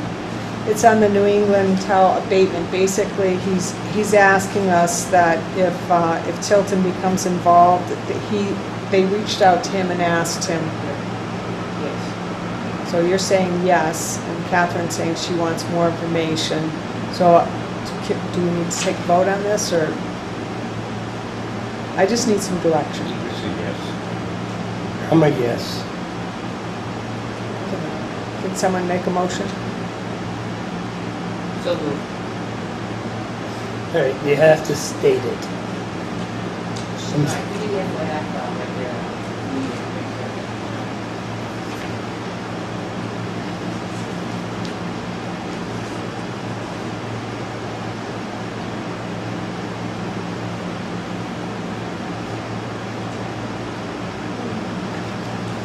So basically, it says he wants to know if he's authorized to accept service for Tilton on the next New England telephone abatement litigation case. Do you authorize him to do that? That would be the language, So on the next New England telephone abatement litigation. if you're involved in it. So it sounds like he did represent us before, because Somebody did. this has been, Absolutely. well, that's my problem. If he wasn't, I'd like the person who represented this before, because he's familiar with it. He was there. He's already in the loop That's because what he I asked. reached out to us. Right, Yeah, because they he's contacted already- He him. did the last one. Okay, that was my question. Yeah, okay. So, Then I would be a yes. The exact language.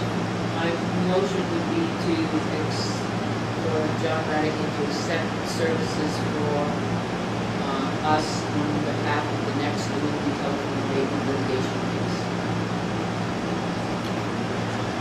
Do we have a second? I'll second it. We're gonna have discussion. Discussion. So why aren't we waiting until we are part of it?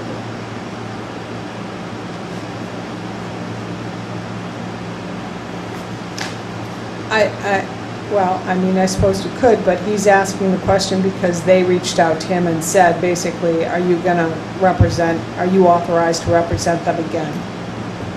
And he's asking us, is he authorized to represent us again? It sounds like they're gonna suck us in. Any further discussion? All those in favor say aye. Aye. Opposed? So moved, unanimous. The True Green Chem Lawn accident update, I did talk to Jesse about that, about representing us on this issue. He said this is a civil matter, it's not his expertise, so he's not comfortable with it. If you remember when I talked to you about this before, I feel like there's going to be some issues getting reimbursed to solve these repairs that need to be made, and I would like to at least have a conversation with John Radigan about, maybe it's just a strong letter to True Green, letting them know that we're prepared to push this unless they're, gonna step up and take care of these repairs. Would they be held liable for our attorney fees? That may be. I could ask John that question. I don't know. I'm not an attorney, so. If we have to, they'd be liable, I mean, I just want to. I want you to tell me if it's okay for me to talk to John, just to see what's involved. These people hired a guy, put him in a company truck with something that was really toxic on the back. He was drunk at 8:30 in the morning, 7:30? It was very early, and drove into the river. I want to make sure that True Green and/or the people who insure them pay. Whatever that takes, I vote for that. And you're asking to have him draft a letter. Well, I say, yes, it's necessary. If they're balking at paying Yes, us for all yes. this damage, absolutely. Yeah, I trust Jamie to use John Radical appropriately for this. Okay, good. Do I need to vote on that, or is, I think we have a consensus, everybody.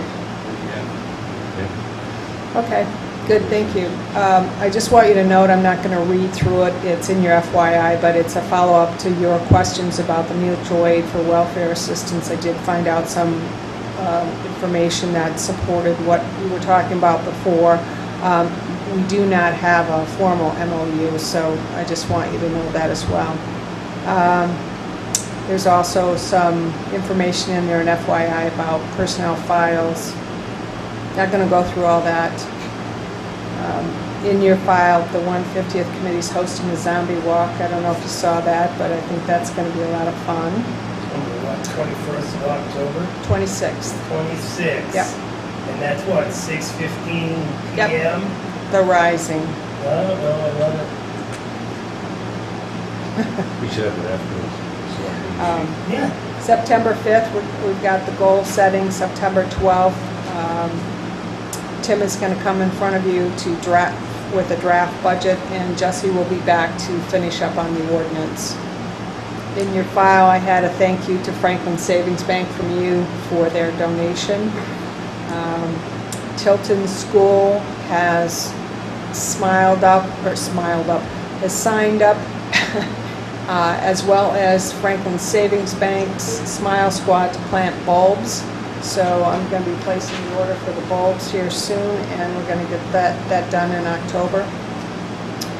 And you probably have noticed that the Tilton School has finished the work on Route 3 on the wall. They did get rid of all the poison ivy and clean that up. And there was an item I pulled out, but Pat asked me about it. It was the ordinance. I think it's in your FYI. You asked me about it earlier tonight, if I was going to cover that. Do you remember asking me about that? I thought I had pulled it out. I had pulled it out of my report because I wanted to follow up with them, but it sounded like it was still in there. So, in any event, there was a letter. If it's not in there, I'll just tell you. There's a letter from Donahue, Tucker, and Ciandella. Yeah. Oh, yeah, that's in there, Kate Miller. Yeah. And asking about. He was the lawyer for the consortium when we negotiated the cable franchise agreement. Right away. Right, to join into that, and I was asking you initially if you wanted to go ahead with that, but then when I read further down, I saw that I could call them and get more information. So before I ask you anything, I want to call them and get more information. And then this just came in.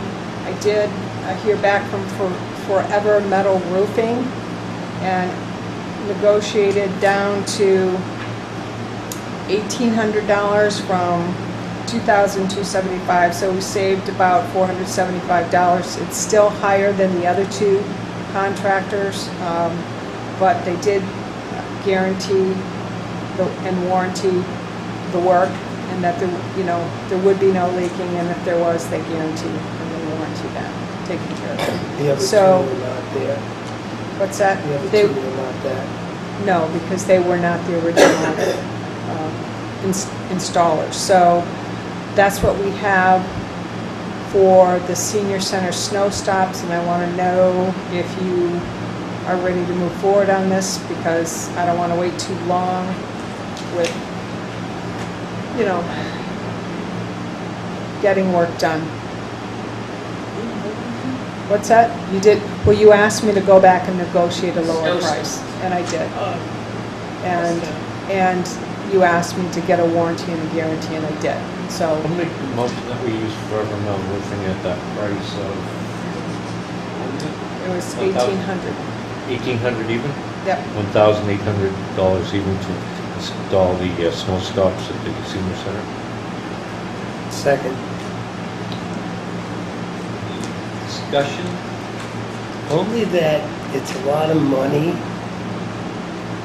except we would lose all the parking, because the snow slides right off, onto that area. Without those snow stops, we've lost 9 parking places.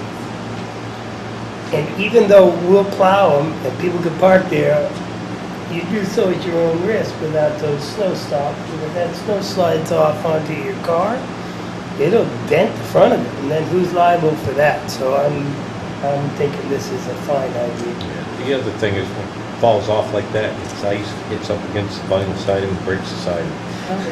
So, It's so many. All those in favor say aye. Aye. Opposed? So moved. And then just one other thing, I have gotten 2 responses, confirmed responses back to paint the siphon pump. Oh, Yes. the interceptor. Yes, so I have 2, the Tilton School is going to do one side, and Southwick is going to do one side, and I'm waiting to hear back from the other 2. So at least we have 2 confirmed. Well, so Haven't got there yet. if you remember, I asked them to bring us back a thing Sure. that you could all look at. Yes. So, We're waiting on that. correct. Well, great. And you told them to provide materials? Yes. Although I'm going to try to see if I can get those donated. That would be a wonderful. So that's it for me, unless you have any questions. Did you say that there was something there for I thought about the mutual aid and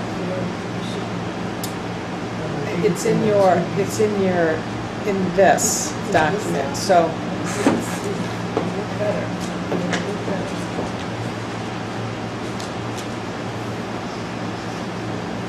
Oh, I thought it was an actual email. No, this is something, there was bringing something else.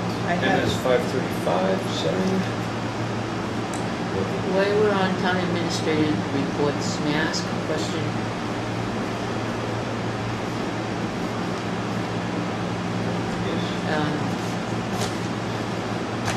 In reading the payroll, I understand that we have somebody on disability, and we don't have a notice of that here at the board.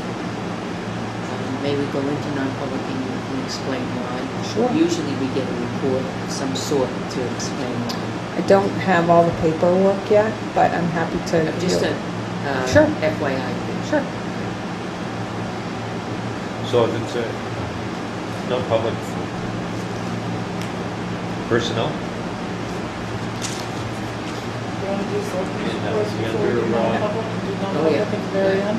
At the end. Because of the public sitting out there. No, because people watching this, you know, Sorry, I don't want to We break still it have up. to come back into, yeah, think of, won't make any difference. We also have a Tim document that's looking for a motion. yeah. Number 3. Utility.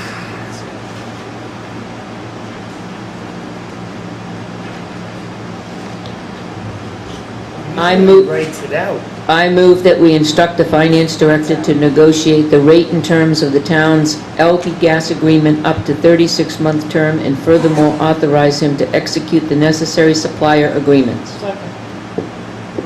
we have motion and second.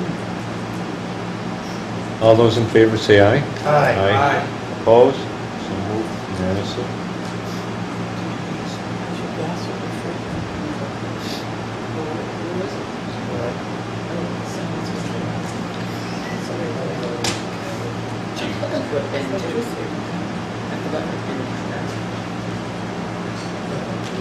Okay. I have things and then I have questions. Anything else from, any question for town administrator? So we rescheduled our meeting for next week, correct, for Primex. the Primex? So, selectmen's reports. Start down that end. Kathy, Got none. Good, good, thank you. we'll get back to you. Might take some. It could happen. I could try. Hit it, Joe. Okay, I just want to thank everybody from Tilton and all the surrounding areas for coming out to support the concert series on the island over here. We did almost 400, we had almost 400 people there on Sunday. It was a beautiful day, and Annie and the orphans rocked the joint. It was a really good time. So thank you very much for that. And we spent $2,700 on a trenching bucket. It seems like a news to me. Or maybe I was, spaced out somewhere. There's a check that was written for $2,700 for a fencing, a trenching bucket for the what was it? Drainage for Cedar Street. They needed a smaller bucket. They come in multiple sizes, so depending on what type of pipe and all you're moving, they'll use a different bucket. There were 3 bids shown, so, and that was the low. It seems like people at least mention those things. It just seems like It would be nice to, $2,700 yeah, no, it'd be nice to surprise. know that, we're looking to purchase ahead of time. But it would be awfully nice to know that it's gonna not be delayed, that mess on Cedar Street. And I'm not looking for anything to be delayed, I just don't like the $2,700 surprises. Well, we set the process. Well, it's $2,500 max, right? Well, there was bids, and Yeah. it didn't go around the corner, but it just seemed like it came out of the blue for me. Okay, that's it. I agree with you, Jim. Just giving you a hard time. And where did that money come from? He has a trenching bucket? Equipment. Yes, he had bucket line, depending what type of bucket he needs. Bucket list! Yes. Cheap bucket, the medium bucket, and the super bucket. It's a bucket list. Okay, It's still cheaper than iron wheels. You haven't seen Kenny go around town with a bucket and a bucket? I have seen that. A bucket of buckets. Okay, pass. I'm your pass the buck to I'm good. Peter and Oh, back. I have a list. Wow. I do. I had delusions of getting that with the socket still on. They did a very good job, as everybody can see, on the sidewalk down there, but I am getting phone calls to see whether or not the benches and the trash cans are gonna be put back. Yes. And was there an executive decision not to put them back? Because that's what I heard. Okay, can we talk with Kevin and get them back ASAP? Because they're really missing them. And they should be there until fall. The winter, because they sit there. When fall is over, Right. yeah. It could have been that Yeah. they sink into They We'll usually put leave some them plywood up down until there if you're worried. after our Halloween event. Right, after Halloween is usually when we pick them up. Yeah. Right, After the Halloween event, depending on the weather. Sounds easy. yep. Yeah, I can ask, and I'm guessing that between Cedar Street and the sewer risers, maybe they got, Right, so go along with the highway, also, can you just verify with them that, cutting down that brush by the telephone pole where the mailbox is, on up to the outbuilding is on his list to do at the oh, senior yeah. center? Yes, it is, on his list. I've talked to him about it. Okay, because, Yep. that needs to be cleaned Oh, I up. know. Yeah, the senior center floors are being done, he's finishing up tomorrow, the overlayment that everybody voted on. However, we see an issue with, I went up there, I was called last night by the few members of the executive committee, the half-inch underlayment that he's putting on actually sits up at the doors a little over a half inch, which makes a lip, a step up. Even with seniors, you can't have that. We're gonna have to have some type of transition strip. So I'm asking the board's permission tomorrow, let me go up there and speak with Kevin to see if he can't put on, there will be 2 doors that we need some type of transition. Are you looking to mess with those hardwood floors? No, a transition that would go over to not have it go I up. know what you're saying, but where's the lip? The lip In the is kitchen side, right. Right, so you have to build up from the hardwood side, or sand it down flat. Typically, when you have a transition like that, you put something on the floor, after they do the flooring, Right. they put a transition strip in the there's a wooden transition that actually goes Yeah. up, It's a just like a that. little Metal wood. metal wood, and it's just a little, Just enough for a I'm wheelchair. asking which side they put, if they were gonna put it onto the hardwood floor. They don't, it would only be about that much onto the hardwood floor, enough to secure it to the hardwood floor, that would be it. And we have to do that, Yeah. yeah. actually- I agree the with you, flooring John. guys should do that, that's up to the flooring. Is they ask for them after they put the linoleum So, down, so they. all right, I'll talk with Lois then. Yeah. All right, that is something that we're gonna need, those two. It should be a flooring guy, okay? Put- Can't leave it like that. Right now, we're not gonna be able to do that. I mean, a wheelchair, it's, Yeah. okay. And I would personally like to thank John Scanlon for going up and doing the, all the insulation underneath. And not only, he went above and beyond and he took out years and years and years and years of contractors and subcontractors left behinds. And had, you know, Kevin went up and picked it out, so it's all cleared, and it looks nice, and so there was, Did you climb down? no, I looked in the window though, I couldn't fit in the window, Just actually. curious. I couldn't fit in the window. But, so John, why don't you tell them what you recommend on So, the pipes? I ended up going up there 3 separate days and working on it. What I found was the insulation was not attached properly. It was just like falling down. Some was completely missing. Some was 3-inch on the 6-inch beams. And the stuff on the ground, I just threw it out because it was soaked with water. And I got a new roll, which they have up there, the left over. I found a couple different things. One of the things is the condenser drain for the AC unit that's in there, which is a pretty substantial AC unit. They drilled a hole in the floor and they let the water just pour into the insulation and into the dirt below. And while I was under there working, it was literally streamed like this, non-stop, going into the basement Isn't all there a summer. can, isn't there something They're that, supposed to put the pipe to run it outside, Yeah. drain, they also put a little thing. I bought the stuff, I'll take care of that, I'll PVC that, I've got the hangers for it, I bought 1-inch pipes and 3/4-inch pipes. So, I'll take care of that, and that'll be done.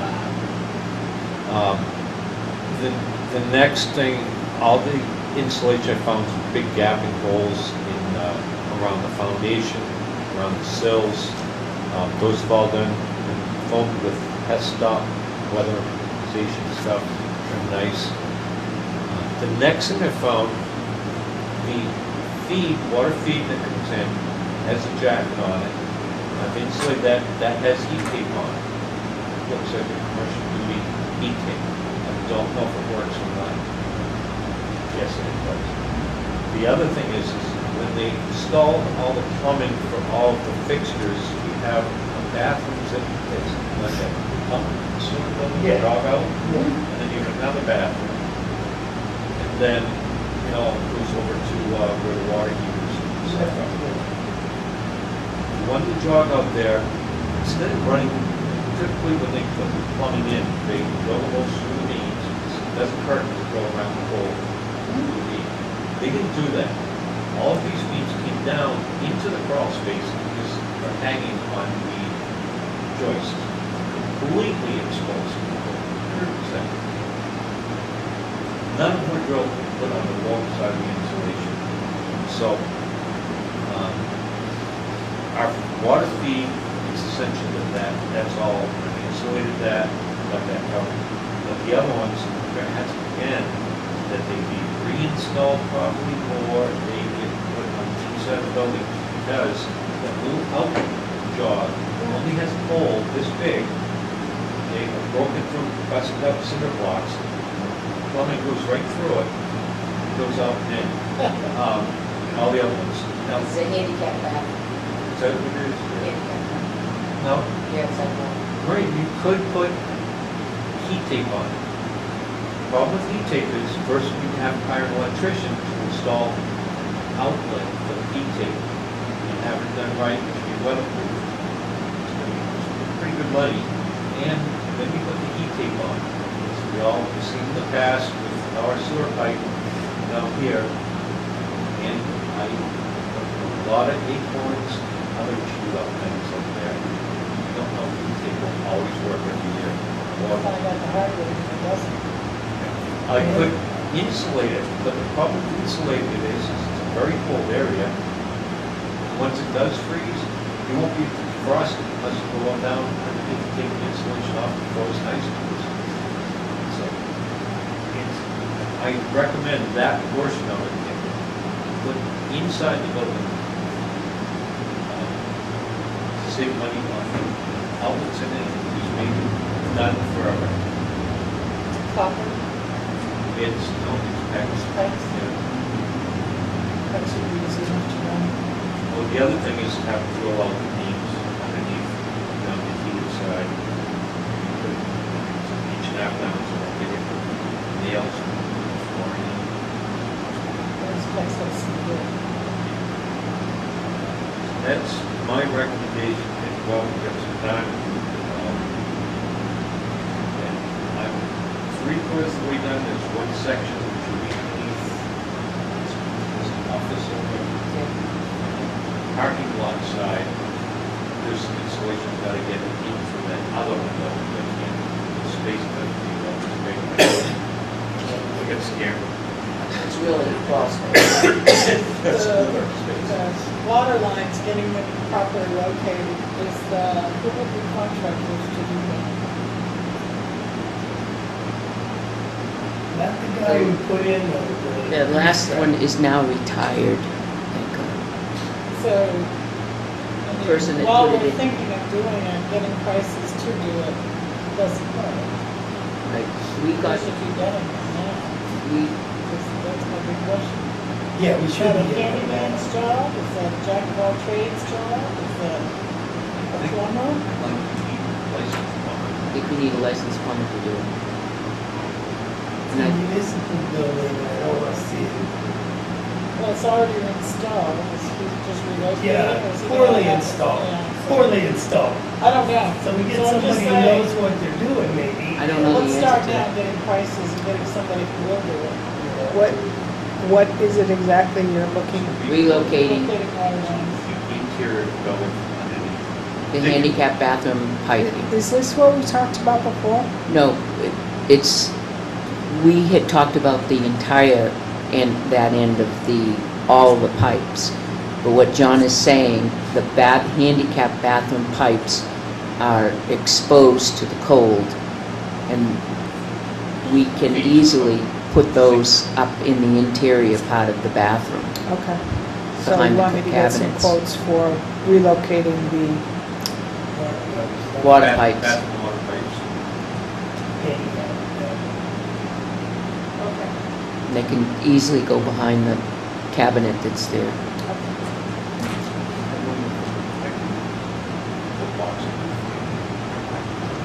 Not only, think that if we had a serious problem to start with, we have problems up there. We go with the guy because it's cheap, or he put in the foam in the other place, and he's helping out, and now here we are.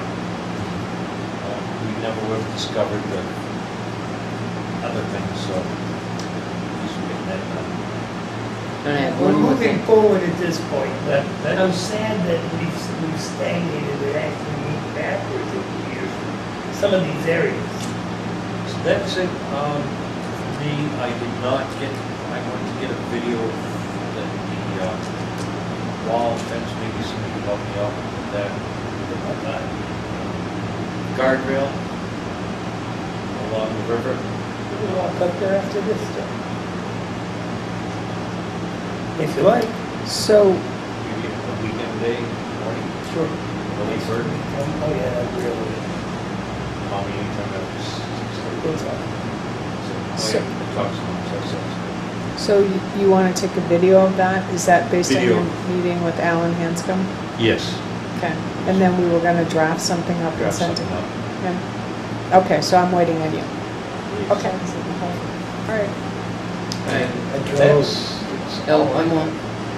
One more here, Joe. I still have one more. In the exception report, Tim,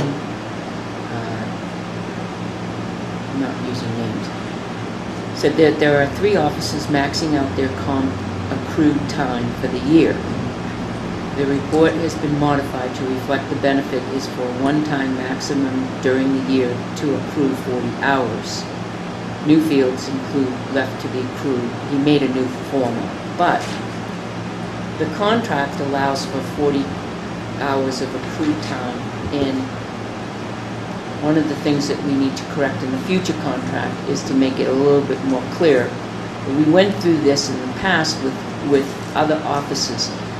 We've always allowed, when they hit 40 hours, they must use that 40 hours before they continue on accruing any hours whatsoever. And there's a stop-off date, which is November. There's a cutoff date. You can't use it after this time in the year, period, no more, because we got hit with always buying it out at the end of the year.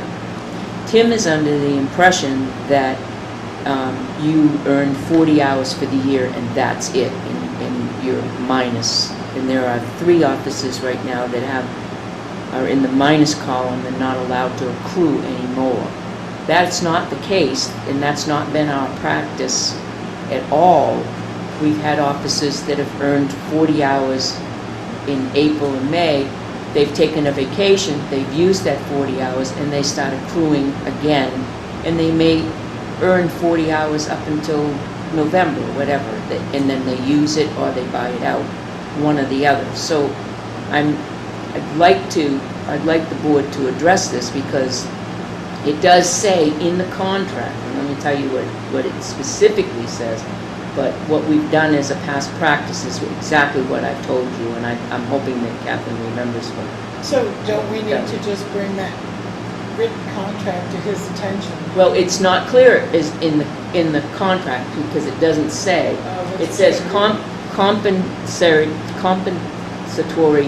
time shall be earned and accumulated at the rate of 1.5 hours for each overtime hour worked, provided that the maximum allowable accrual shall be 40 hours of compensation.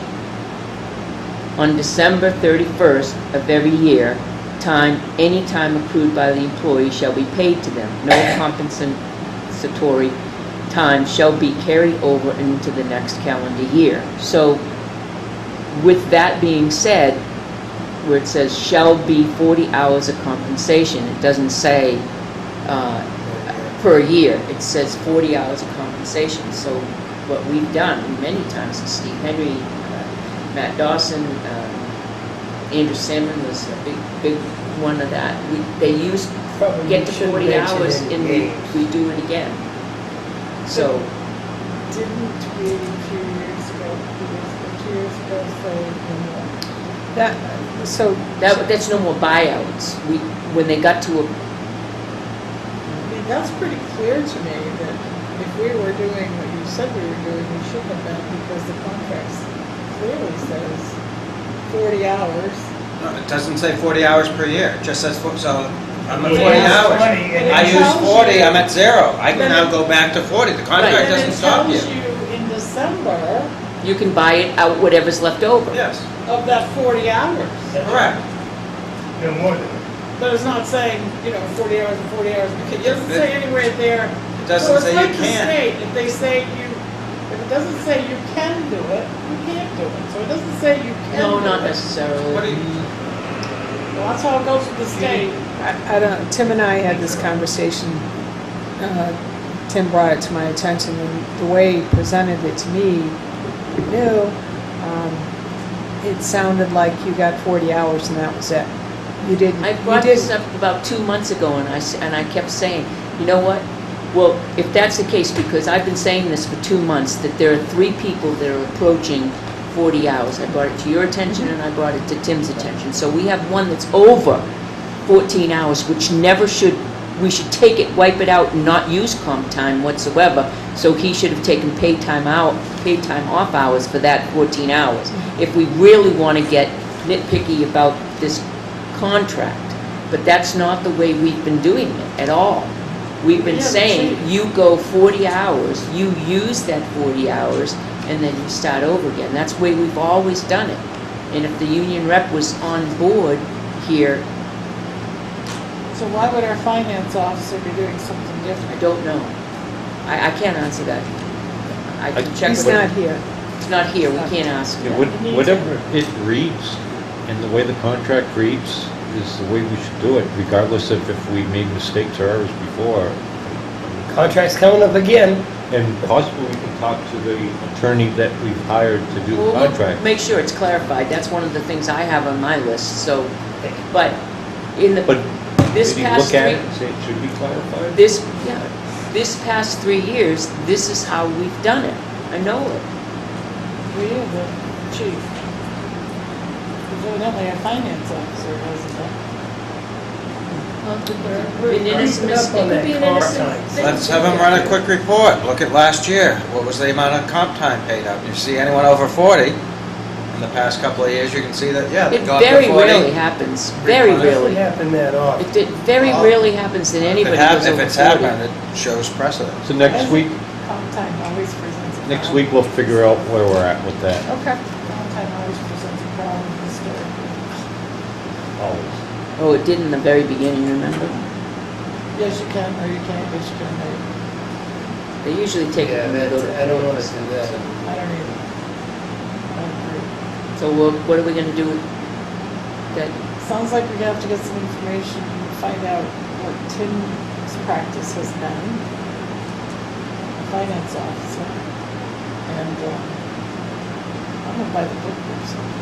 I'd like to get Attorney Reno to take a look at that language and see what it changes.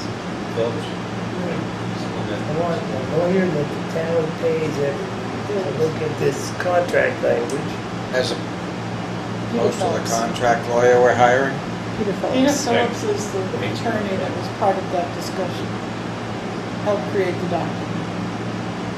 He has the notes and intent in the notes. Revisions. I mean, We are- Peter and I were part of that discussion when we made this contract.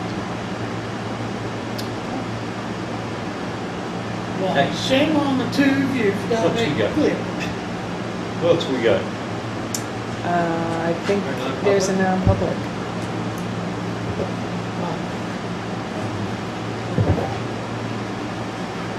Like you So said, I'm it going to- happens rarely. Very Say rare. that we make a motion that we go into non-public as per RSA 91A:3, paragraph 2A.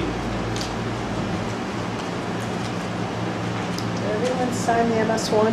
The dismissal, promotion, or compensation of any public employee or the discipline of such employee or the investigation of any charges against him or the employee affected has rights to a meeting, and 2, request to be held in open, in which case the request shall be granted.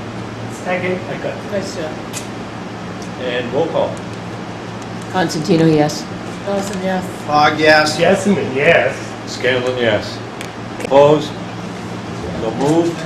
We are red is on. I'd like to make a motion to seal the minutes for the non-public session as it pertains to personnel issues. Perfect. All those in favor say aye. Aye. Aye. Opposed? So moved unanimously. Anything else? Public comment? Motion to adjourn. There you go. Second. All those in favor? Me. Oh, So me. moved. Good night, sweet prince.